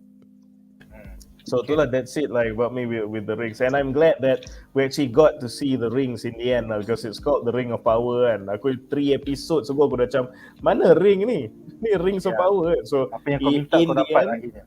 In the end kita dapat, and again aku reiterate, it was done Amazon. Lagi sekali kau kena puji lah dia punya visuals, the forging of the rings and the end product of the rings, how it looks is just fucking gorgeous man. That whole scene aku memang captivated gila. Aku suka one cool detail that they did when they did the forging punya scene is that when masa kamera tengah pusing and they drop the mithril, masa mithril tu jatuh in front of Sauron's eye, jadi mata Sauron. Betul. Very cool. That was cool. So sometimes bila thinking about all this all the good points, all the good things they did, you can tell that the showrunner and the team, they know how to do things nicely lah. Meaning the moment we have access, we know we can do this and tak ada apa-apa conflict ke, we do not have to pusing the narrative ke cerita ke, they know they can deliver. So sometimes it made me wonder lah, watching the last 10 episodes, the 8 episodes, macam kalau separuh Silmarillion tu boleh pakai, atau kalau Silmarillion tu boleh pakai, I'm pretty sure Bezos bukan setakat dapat Emmy lah. Memang orang kata Bezos kau buat the next 3 films lah Bezos. For all you know. Agreed. Sebab like when they did it, it's very nice to see. It's just very nice to see. Sebab even with the constraints, they delivered us this moments. Even with the constraints, moments they gave us. Imagine if they were unrestrained. So aku macam itulah should have, would have, could have. That would have been definitely a spectacle lah, serious. Sebab tu aku punya statement earlier yang aku cakap, manalah tahu lagi setahun 2 tahun daripada sekarang Simon Tolkien macam okey lah, boleh lah kan. Lembut hati. The estate berubah hati. Sebab you can tell that the team is right, and maybe Christopher masa tu dia tak nampak dah hasil. And they cannot look forward, and then sometimes maybe maybe sometimes it's just as this. Christopher kata kalau kau nak ikut diorang over my dead body, meaning Christopher is bound. No lah, I mean I don't mean that lah. What I mean is that Christopher cannot do it because he is bound to whatever pledge that he made to whomever, to whatever, for whenever. He is bound to that. And the estate respects that enough to not, okay, we will not try to talk you out of it, whatever, kita respect benda tu. Okay, dah habis. No discussion. Amazon jalan. And then semua orang pun mungkin Amazon kata, kita dah buat apa, kita jalan lah. We see that you can do this, but we do not have Christopher. But who knows, if you do it right, 2 years after 2 seasons, Christopher comes on board, we never know, we'll see what happens lah. Okay, tapi we got the cucu. Okay lah, boleh lah, dapat cucu kita on. Kalau tak dapat cucu, maybe kita kena go back and we have to rediscuss sama ada kita nak sambung ke tak. So, I think maybe that was the discussion at the high level lah. Alright, jadi soalan seterusnya adalah kepada Jamal. Jadi menurut the original lore, the 3 Elven rings were the last rings to be created in secret without pengetahuan Sauron. Tapi dalam fiction ni, these were the first 3 rings created dan dengan pertolongan Halbrand/Sauron. So sebagai seorang penulis, apakah pendapat anda tentang retcon ini? So silakan. Satu, aku tak ada loyalty ataupun ikatan ataupun knowledge, even context to the lore with regards to the rings punya ni lah. So aku tak ada reaksi. The way I see it, katakanlah this lore was not within my ignorance.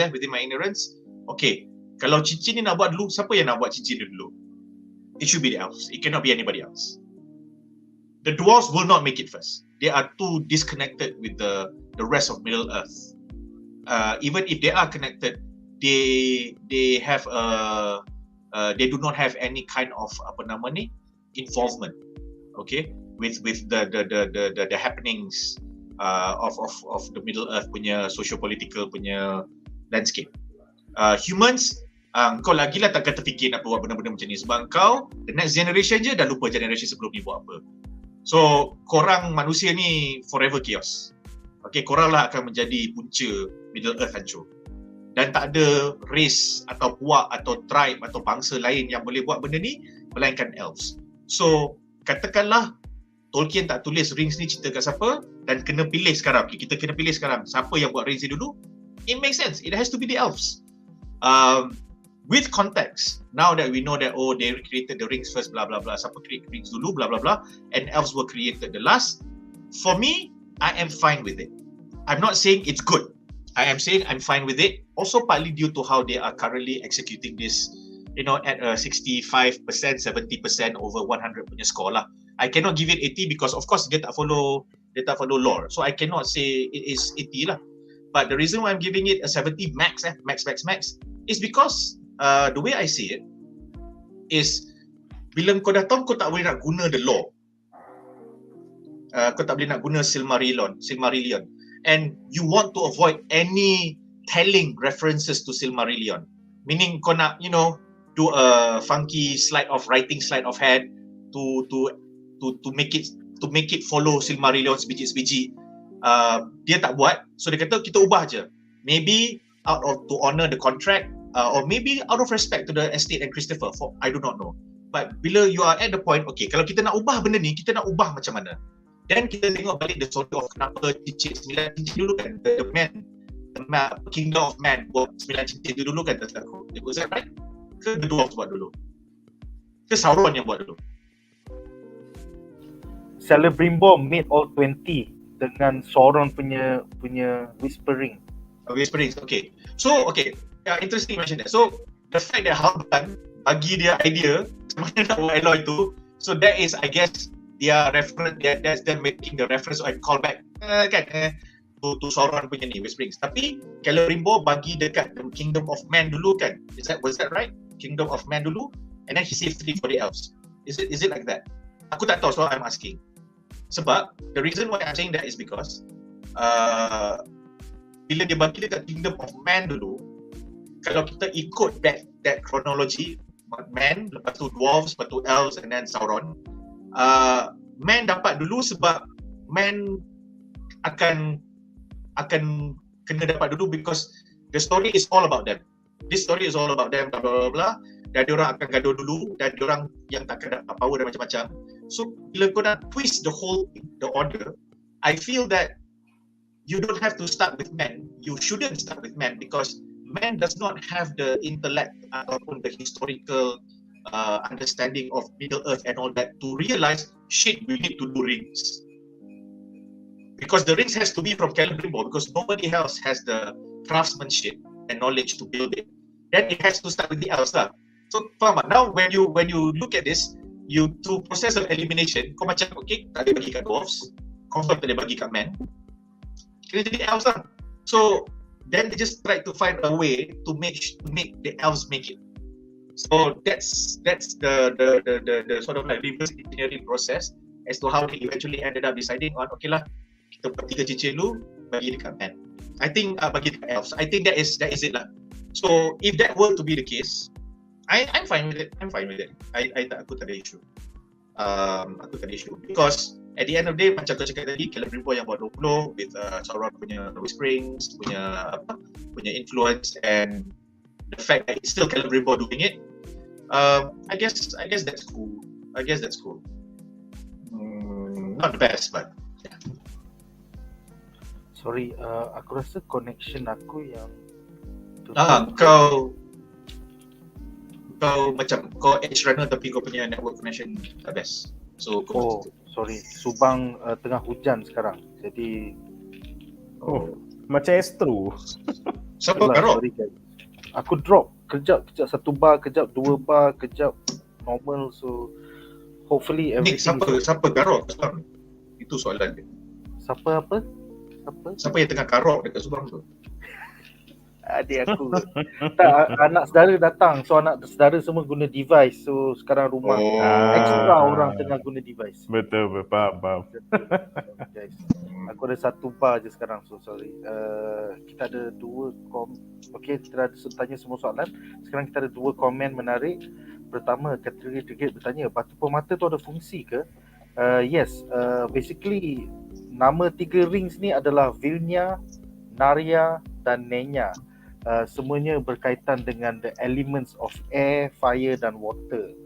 Dan basically Celebrimbor, Elrond dan Galadriel akan pakai one each of the rings. So aku rasa Galadriel punya is water ataupun air, akan remember something like that. So dia ada kuasa berkaitan dengan elemental tu lah. Seterusnya Elrond tak tahu kan yang Halbrand tu Sauron. Yes, dia orang tak tahu sampai Galadriel datang masuk ke workshop tu, lepas tu bagi tahu dia orang. So, dia tak bertemu. Yeah.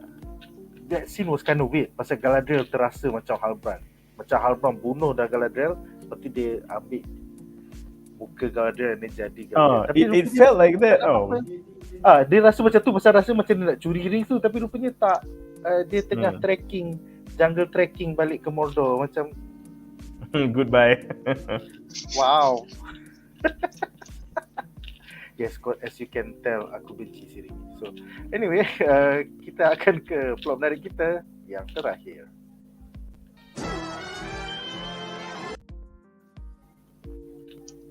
Alright, jadi untuk segmen ini aku ada 2 soalan dan segmen ini adalah tentang Numenor, Mordor dan Khazad-Dum. So, soalan pertama adalah untuk Jamal ya.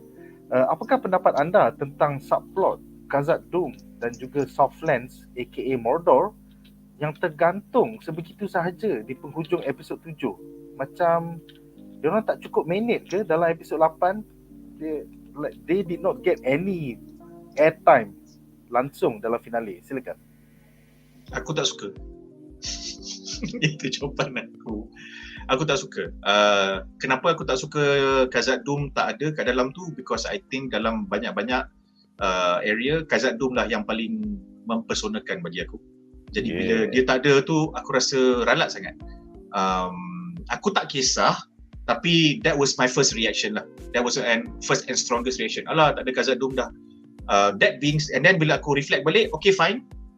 Durin balik, dia bawa balik meja. Lepas dia tipu elves. Lepas tu bapak dia kata, kau buka armor kau sekarang, kau tinggal, kau dah tak boleh pakai armor tu. So, dan dia pegang armor tu. So, tergantung kat situ, aku boleh terima. Tetapi disebabkan tak ada callback during the last episode, aku rasa ralat lah.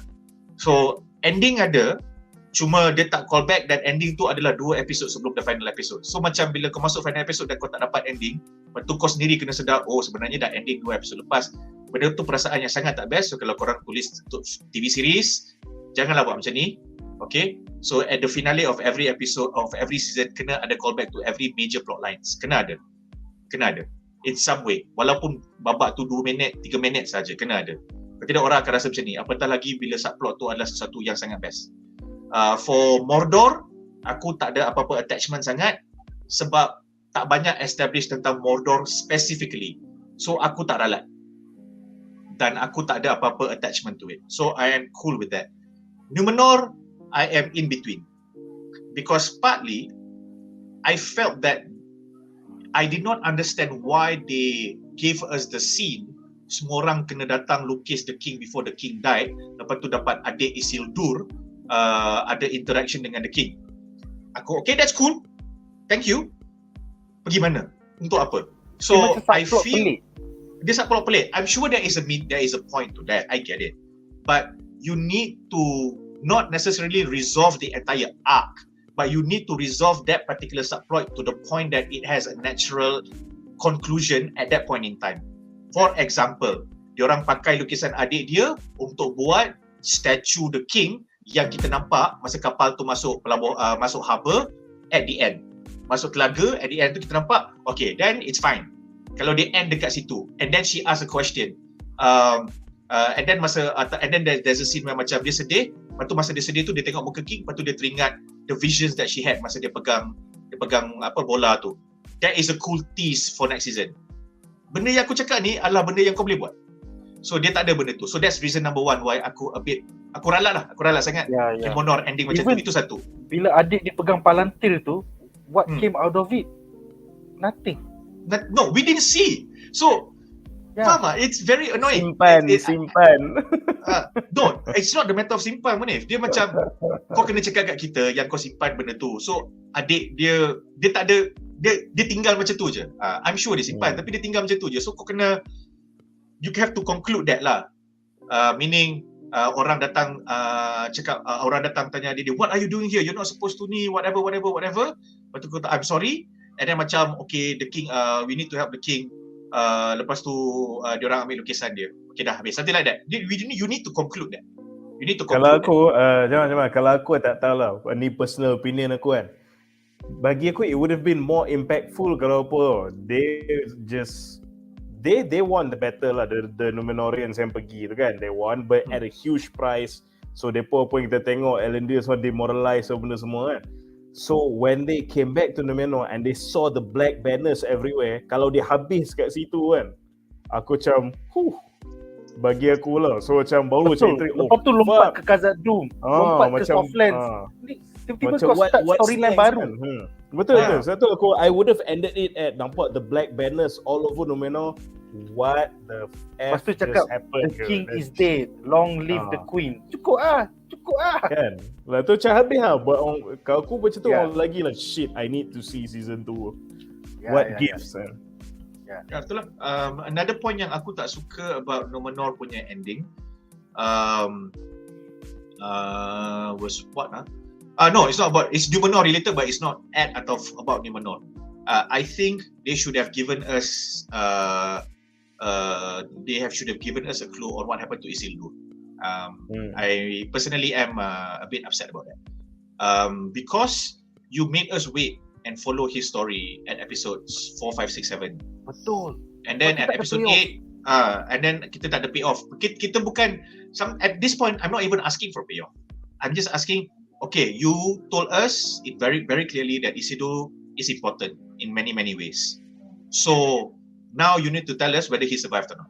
You need to give us a hint if he survived. Itu saja. At least bro, tangan come out of the ashes. Yeah, something like that.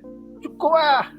Sebab the funny thing about this particular plot point bagi aku lah about this whole pasal this whole Isildur thing is that, oh my god, you know, he's gonna be the founder of Gondor. Dia akan We know kelar he's gonna tangan face Sauron. Dia akan Macam- kelar jari dia. It's just that we literally know there's no way he's going to die. So why are we milking this, or why are we doing this? Just tunjuk lah dia punya fate apa, because we know he's not gonna die. They just Apa rasa tu? macam and annoying macam apa jadi kat dia, macam apa jadi kat dia, but we know he's not gonna die. Just tunjuk lah apa jadi kat dia. Kena tunggu lagi 2 tahun bro. Kena tunggu lagi 2 tahun. Jamal, ada apa-apa lagi? No, that's it. Itu 3 benda yang with regards to Numenor, Mordor dengan Khazad-Dum. Ya, sedih kita tak dapat tengok. Even the black dwarf queen at least have a line. Kan tak ada langsung kan Durin semua last sekali. Abang balik bawa perabot, cukup lah. Aku dah happy lah. Abang balik bawa perabot. Kan, Abang the beli kat best- Cos Mammoth tak ada cengkeram. The best part of the show dia tak pergi tunjuk last episode Durin apa semua. Alright, soalan terakhir adalah untuk Munif. Apakah pendapat anda tentang Kepulauan Numenor yang kini di bawah jajahan Queen Miriel yang buta? Serta Isildur memang mati bodoh macam tu je ke dekat Southlands? Silakan. Itulah aku dah sentuh dah tadi lah sikit pasal Isildur tu, pasal macam mana aku tak tahu nak describe this plot point macam mana. Like it's kind of cheap, kind of purposeless sebab you're not fooling anyone. Dia macam as if kau tease, oh Galadriel, alamak Galadriel terkambus, mati ke apa ni, nanti kan di season 2. You're not fooling anyone. So why are we doing this kan? Kalau bagi aku lah, sebab macam Jamal kata tadi lah, we have been following the character development of Isildur. So aku faham at the end of season 1, we're not naive. He's not gonna be the king that we know at the end of season 1, faham?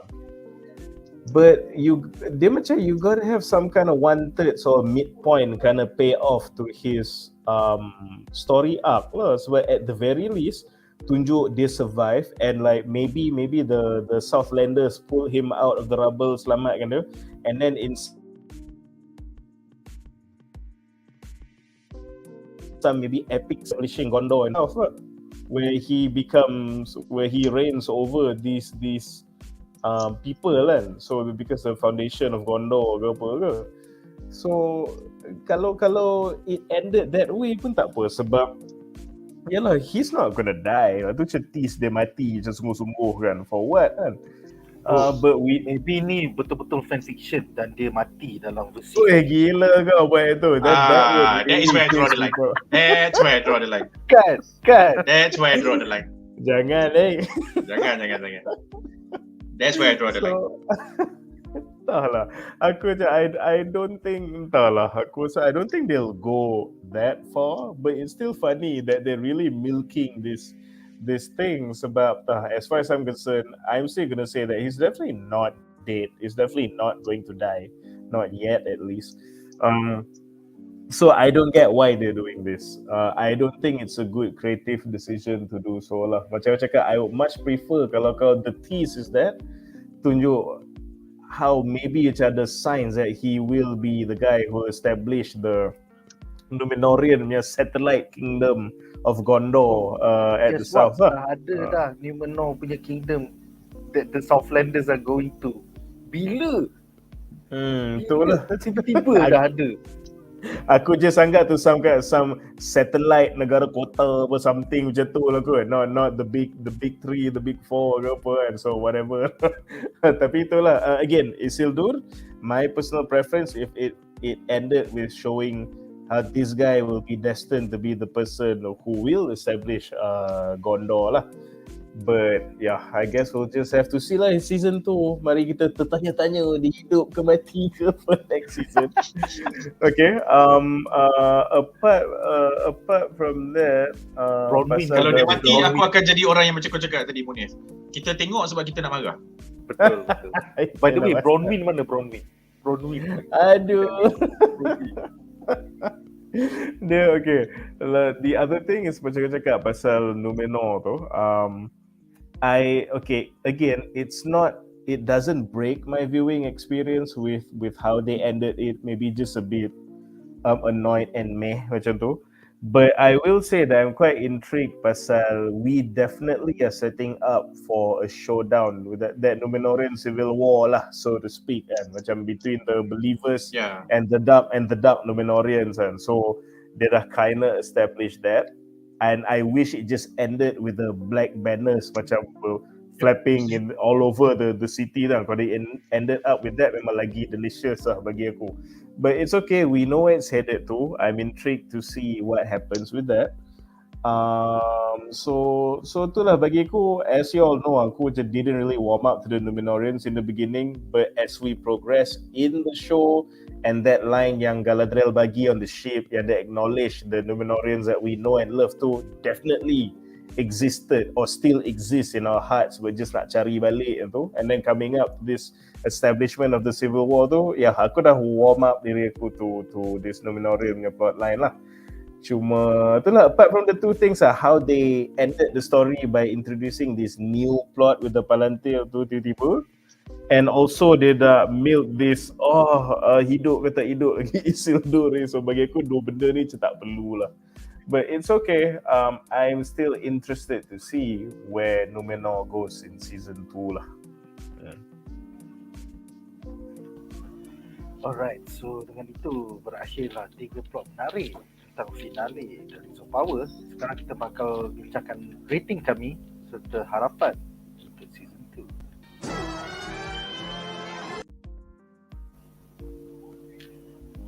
Okay, aku ada satu bar je. So aku tak tahu korang boleh dengar atau tidak. Boleh. Okay, so personally aku faham yang diorang tak dapat rights kepada Silmarillion, but I did not expect it to be as fanfiction-y as this. So personally aku agak disappointed dengan season 1, and I would just rate it maybe 5/10. It's watchable. It's very expensive fantasy and you can see it in every scene. Tapi agak pelik bila macam Gandalf patut datang in the third age, dah kata dekat sini maybe it's not Gandalf, maybe it's the Blue Wizard. So dia macam dia bermain dengan hati kau. And then Balrog patut semua tidur kot, tiba-tiba ada Balrog satu bangun, lepas tu tak ada dah dalam season ni. So macam ketara sangat di mana mereka tak boleh guna the actual lore. And maybe this just not series for me. Maybe it's for the mainstream people yang baru tengok Lord of the Rings and love all the callbacks, but pada aku maybe tak good.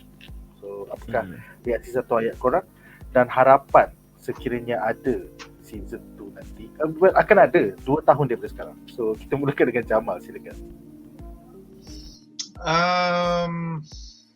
Coming into this bedah, aku nak bagi cerita ni 7/10.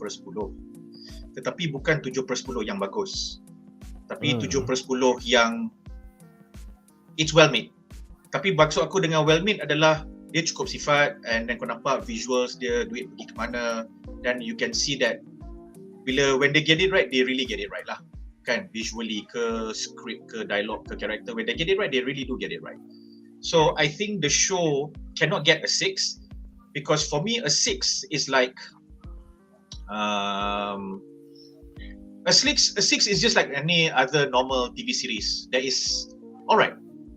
That is alright. Macam contoh Blacklist. Blacklist is a 6. Kan? With the first season, maybe kau excited is a 6.5 or 7. And then lepas 3 season kau macam kimak ni tak boleh. And then for the next 6 seasons after that, macam tu je tak berubah. Okay. That is a 6. Kita tak boleh bagi 5 sebab for me, all TV series akan start at 5. Sebab dia takkan, kalau benda tu low than 5, dia takkan keluar. Dia tak patut keluar. Kalau keluar tu memang aku nak tanya station atau network tu apa masalah korang. Dia macam yang kita cover tahun lepas ni, tak, yang Betul. Presiden perempuan tu yang Ya. last man on earth. Why the last man. Why the last Ya. one? Macam tu So lah. itu Yang tu adalah itu empat. Itu macam okay, you made it. Tapi bila focus group sebelum kau nak release, the focus group should tell you, guys, I think we should, sama ada spend extra money to reshoot atau macam just straight to DVD or whatever bullshit lah, So this series is definitely not that. It doesn't deserve any of that. So I cannot give it a 6 because it's not a blacklist. So dia bukan macam tu. And a 6 is maybe a Wheel of Time. Maybe. Because nampaklah set, costume, blah blah blah blah blah. Okay, fine. So then tak bolehlah bagi benda ni 6 sebab kalau 6 dia sama dengan Wheel of Time, which is not. Tapi dia tak boleh dapat 7 yang macam 7 cerita ni best aku kena tengok. Dia bukan 7 yang macam tu. Sebab 8 adalah daerah-daerah macam kalau kau tak tengok ni kau memang aku tak tahu aku buat apa. That is daerah 8.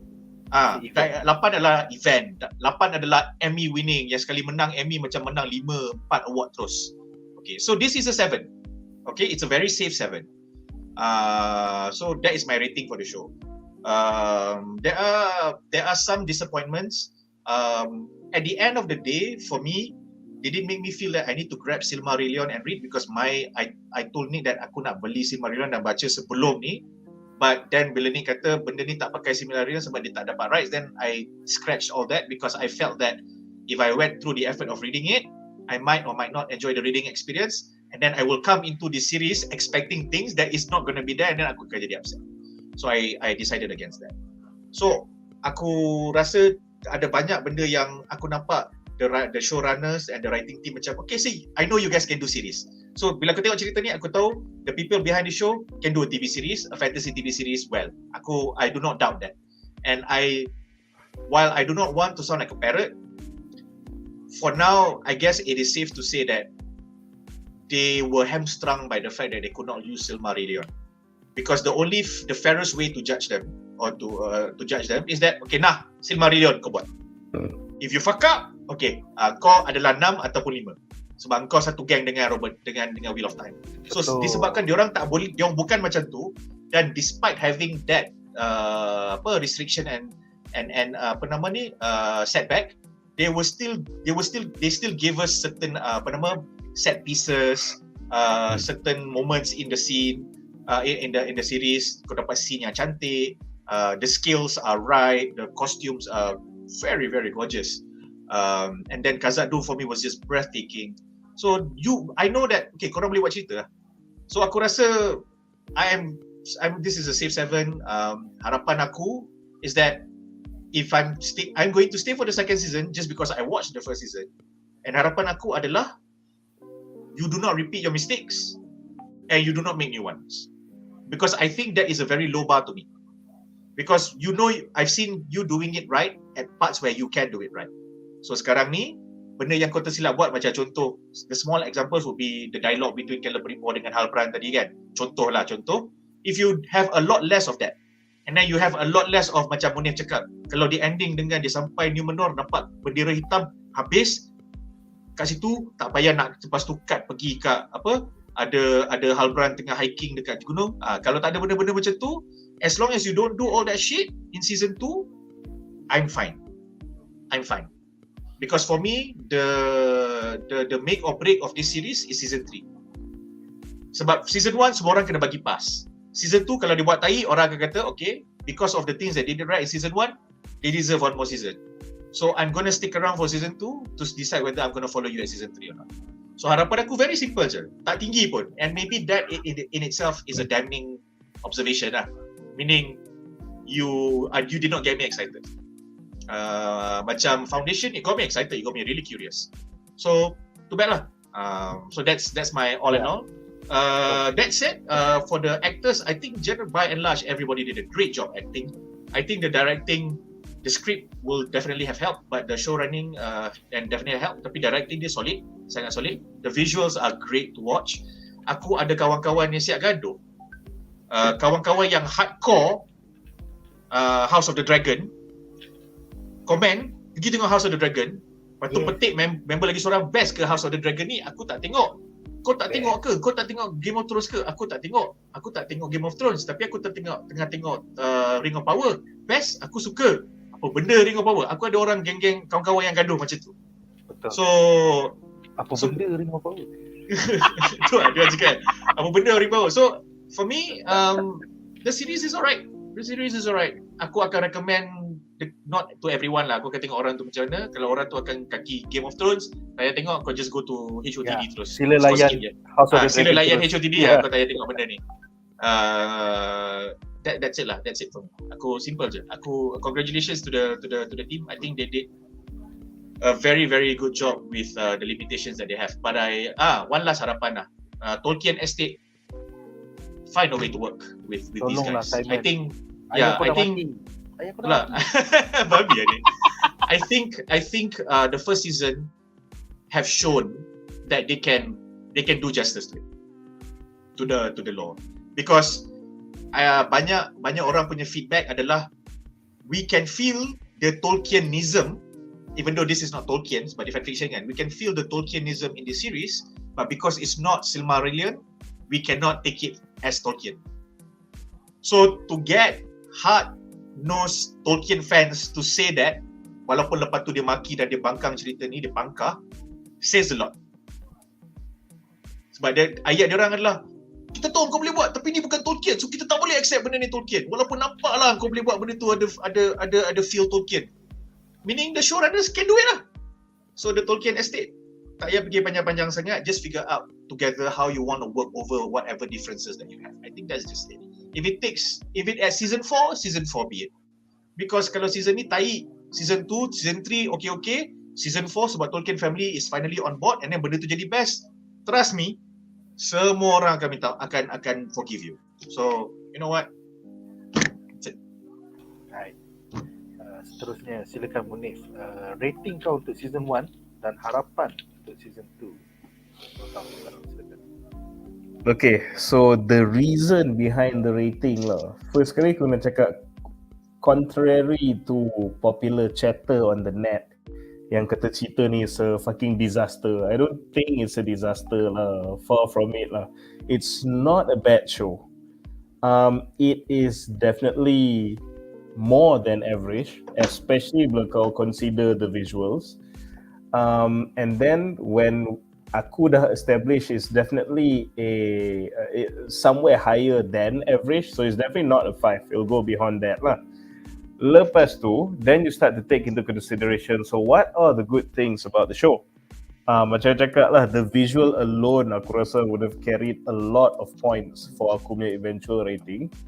And betul macam Jamal cakap tadi lah, the parts that where the lack of Silmarillion tu tak impede diorang, they've actually done really well.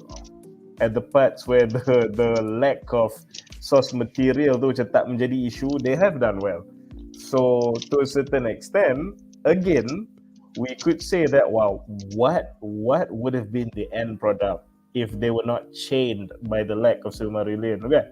So aku rasa the fact yang they didn't get the rights but still produce something like this, I have to give props and I have to give points for that, because kadang-kadang otak aku ni works by comparison tau. Aku imagine, so kadang-kadang kita tengok other like series adaptations kan, yang tak ada isu dengan source material pun jadi tai tau. You have to consider that tau. Yang dapat full source material pun kan jadi tai. Maybe macam contoh, maybe macam Wheel of Time lah kan. Walaupun aku tak tengok, so aku tak tahu, this going by popular punya chatter. So imagine these guys, the show that they're doing, there's practically dia tak dapat adapt macam-macam, and they still definitely produce something yang we know it's more than average and is definitely visually stunning. So the lack of source material to work on, and they produce this, and kau compare what other people, how they did lousy jobs even with full access to source material. Jupiter Legacy tu satu contoh, betul. Kategori negeri, betul. So bila kau tengok benda macam Jupiter Legacy tu, siap dapat restu from the original creator pun kau buat something yang macam celaka kan. So imagine kalau katalah diorang tu yang tulis The Rings of Power ni, aku tak tahu jadi apa.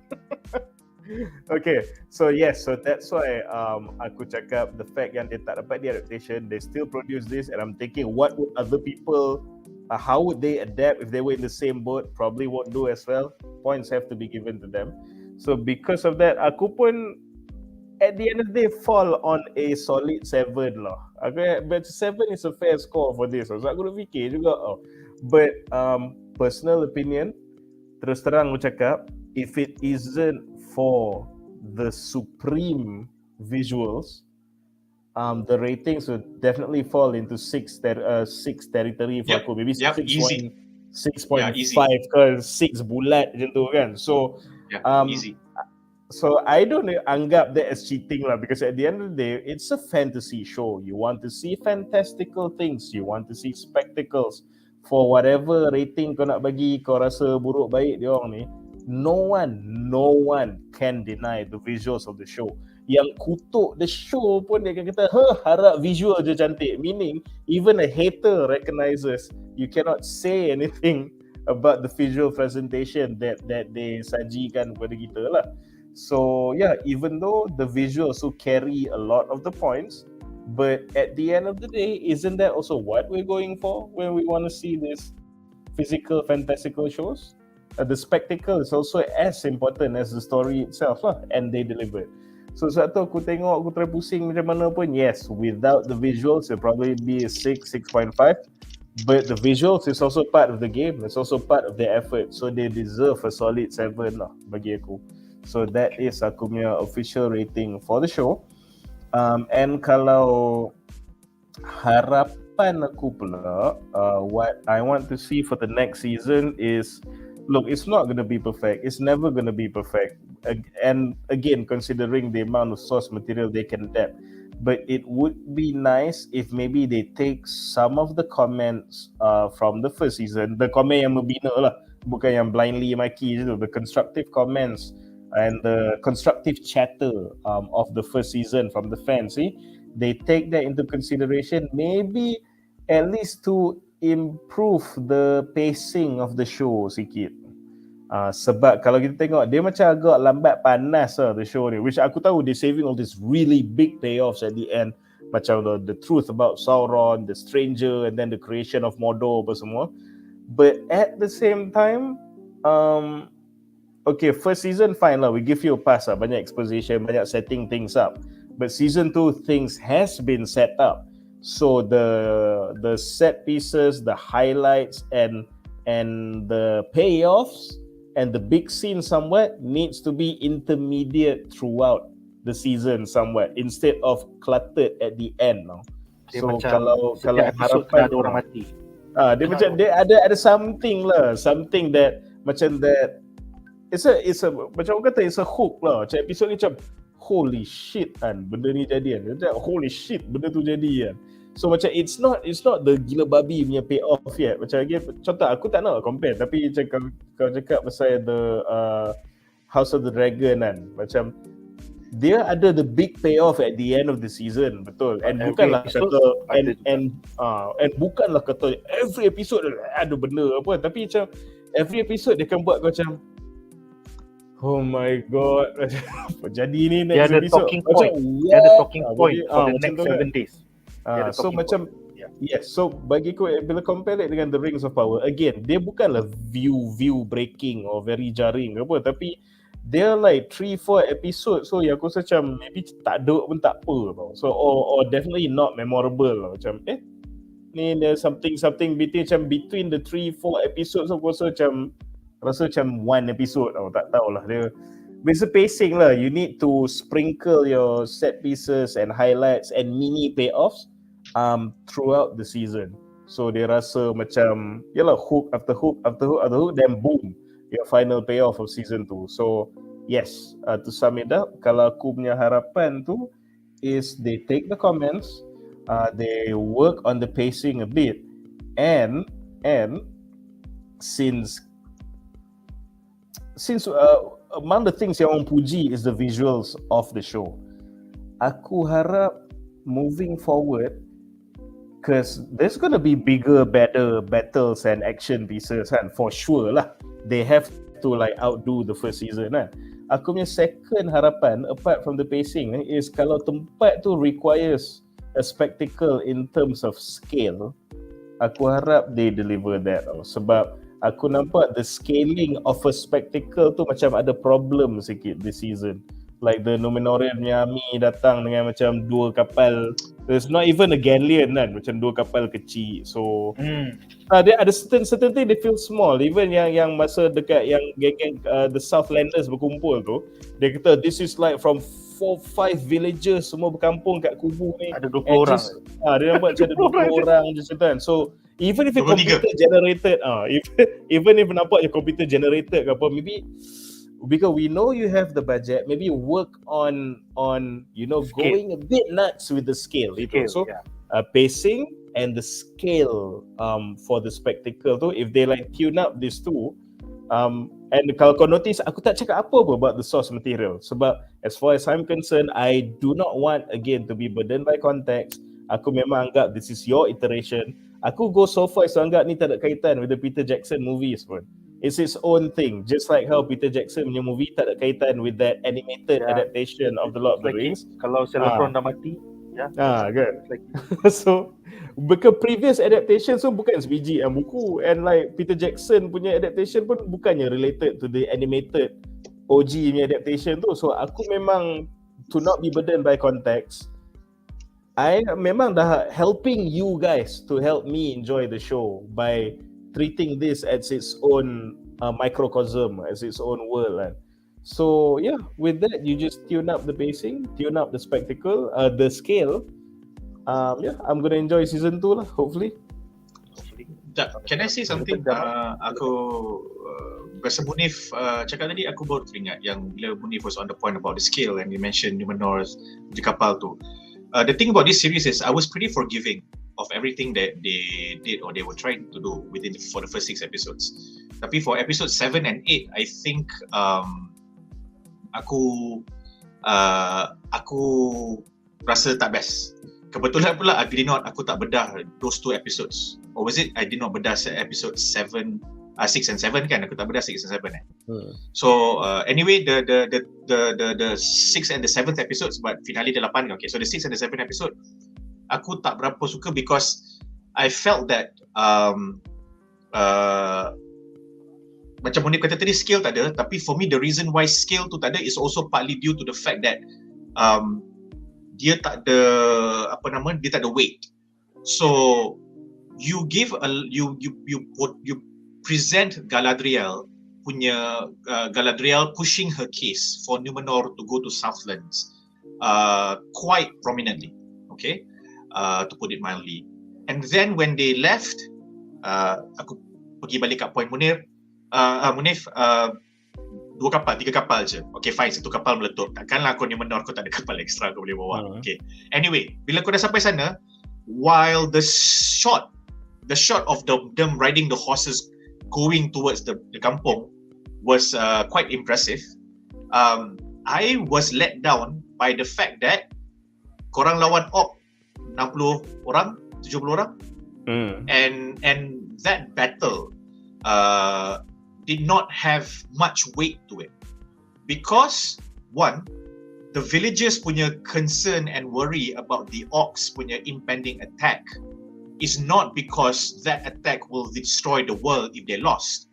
That attack was them dying because these orcs are going to run over them as these orcs are pillaging the lands. It's got nothing to do with some big prophecy of the Dark Lord coming, so on and so forth. Kalau ada villagers yang cakap macam tu, itu hanyalah setakat doom-mongers yang memang tengah tunggu masa aku nak cari parti politik baru, tolonglah Sauron datang, tolonglah Sauron, sebab apa kampung aku punya parti ni tak boleh pakai. Itu je, nothing more than that. You know, it was not something that was prophesized. But the assistance that came from Numenor, they came on the excuse of Southlands are being attacked. We need the King of Southlands to be back. And not just that, we need to show the Numenorian might coming to support him so that winning this battle will push back whatever forces of darkness that is coming up, that is progressing. So that was the narrative we got from Galadriel specifically. But macam Munif cakap, kau nampak kapal 3 ketul, sampai kau nampak cavalry, probably 50 orang, askar probably 80-100 orang, fine 500 lah, sebab dia kata 500, kita tak nampak 500 tu because Munif punya point, tak ada scale. So when that battle happen, aku rasa macam okay, ini basically kingdom, kampung kena serang, lepas tu tak layan, 2 kampung kena serang, tak layan, kampung ketiga kena serang, dah bising, fuck, 3 kampung kena serang, okay lah, kita pergi ke kampung keempat dan kita defend. Itu je, it felt like that to me. So bila lepas habis semua tu, dia orang tengah celebrate, lepas tu dia angkat Halbrand as the king of the Southlands. What was at stake? There was nothing. There was absolutely nothing, bro. Sebab buat piknik.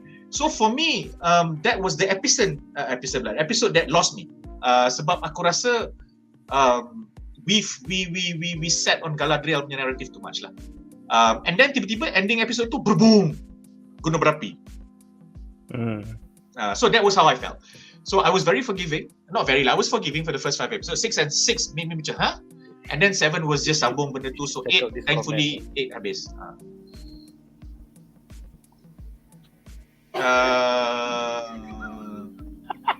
I don't know. Galloping east to travel.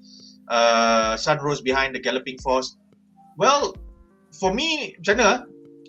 Corey, they might have landed at Tenggara. No, not Tenggara, Barat Laut. They might have landed at Barat Laut. And they diagonal were heading east. So they diagonal sikit. So the sun was already up. Tapi from the angle that they were coming, maybe they made a turn because they are ridges ke apa benda ke, I don't know. I'm not trying to justify nor rationalize. I'm just saying, bila dia kata east, we don't necessarily have to take it as east, betul-betul straight east, belakang. If they come from there, means they are from west. That doesn't really work, because if I ask you right now, go stand outside during subuh, you can't really tell yourself where is east, where is Tenggara, and so on and so forth. So that I just take it as that lah. But your point stands. Your point as in benda yang image ni tak consistent stands, especially given the fact that Sydney diorang datang dari situ. So yeah, that was ni lah. So bila Munif kata scale tadi tu, aku cakap, yeah, I agree with you, man, because in a manner of speaking, that was the battle we were kind of waiting for. Sebab Galadriel duk cakap kat Mamat ni daripada atas rakyat lagi, kau lah raja kan. Mamat ni kata, aku bukan raja. Sebab apa? Aku nak setting kau, aku tengok Shaka sebenarnya. And you don't know. But yeah, map tu penting. Betul. Diorang tak ada map, sebab map dengan geng-geng Hafut kan ada pegang map tu. So diorang tak pergi singgah Hafut. So diorang lalu ikut mata. I do not know, man. It's tricky. But yeah, sorry itu tambah tu kacau Munif punya. Sebab aku tak ada dalam 2 bedah sebab kerja. So aku tak boleh nak cakap benda tu. If I was in episode 6 punya bedah, I would have said that, okay, aku annoyed dengan episode ni sangat sebab aku cakap, kau punya battle macam ni je. Because at the end of the day, kita punya queen buta. Kalau aku jadi queen tu, kau buta sebab kau nak datang selamatkan 4 kampung. Anda dah melakukan tugas. Anda dah melakukan tugas dan mengunduh Sauron dan dah hantar Sauron hantar rakit. Faham tak? So macam kau buta sebab benda ni. Sebab apa ada awet seorang ni, dia terpesong sikit. So aku rasa macam lah. So even Elendil regret. Aku tak patut ambil elf ni. Kenapa aku datang tu? To be fair to Elendil, dia cakap macam tu sebab anak dia mati. Kalau anak dia tak mati, dia tak cakap macam tu. Ya. Alright, so kita ada 2 soalan terakhir untuk segmen ini. Adik Eddie bertanya, abang rasa konsep cerita ni sama tak macam cerita Lord of the Rings? Ya, sama, pasal ini merupakan siri prequel kepada Lord of the Rings. Tapi at the same time, dia tak sama pasal dia tak dapat hak cipta untuk buku prequel. Yes. So dia ada elemen fan fiction, tapi kalau adik suka Lord of the Rings, dalam sini akan ada Balrog, akan ada Gandalf, Sauron, Orcs, Uruk-hai, maybe Saruman. Kau jangan cakap Gandalf ni, kau cakap Gandalf nanti. Saya kena tipu. Abang BuzzPOP tipu saya. And fast with the law, aku rasa season depan ada Saruman potong rambut pendek pasal dia nak bagi tak ikut law. I don't know, man. Saruman shave dia tak ada janggut. So alright, soalan seterusnya. Agak-agak bilakah season 2? Logistically speaking, it will take about 1.5 years to 2 years untuk menyiapkan. Mereka dah mula shooting, at least compared to House of the Dragon, diorang dah habis script, dah mula shooting. So untuk siri ni maybe 1.5 years daripada sekarang. 2023 penghujung ataupun awal 2024. So sama-sama kita nanti. Damn. In the meantime, jangan Let's just put it nicely, put it mildly. We are not holding our breath lah. But when it comes, we will see the trailer and then we will decide. Dia dah mula shooting. So don't worry, dia dah mula shooting di UK. Amazon Prime dah tak pergi ke New Zealand. They brought everything to UK. Hopefully shooting from an Amazon hub. So semua benda in one place. So lagi laju lah kot. Alright, so aku rasa itu saja untuk malam ini. Join us tomorrow di mana kita bakal membincangkan finale House of the Dragon season 10. Kemudian hari Ahad nanti Kudo and the Anime Division akan membincangkan tentang Chainsaw Man, one of the best anime that debut untuk Fall TV season tahun ini. Terima kasih kepada semua para panelis, Munif, Malek, Kaki Review, Jamal, Raslan, Kaki Drama. Terima kasih juga kepada korang yang setia menonton selama 2 jam. Dengan itu berakhirlah Aku buat macam ni sebab aku elf. So tinggal aku Rings of Power. Jumpa lagi 2 tahun daripada sekarang. Bodoh ni. Jumpa dalam 2 tahun guys. Bodoh gila. Bajulah fan. Guys.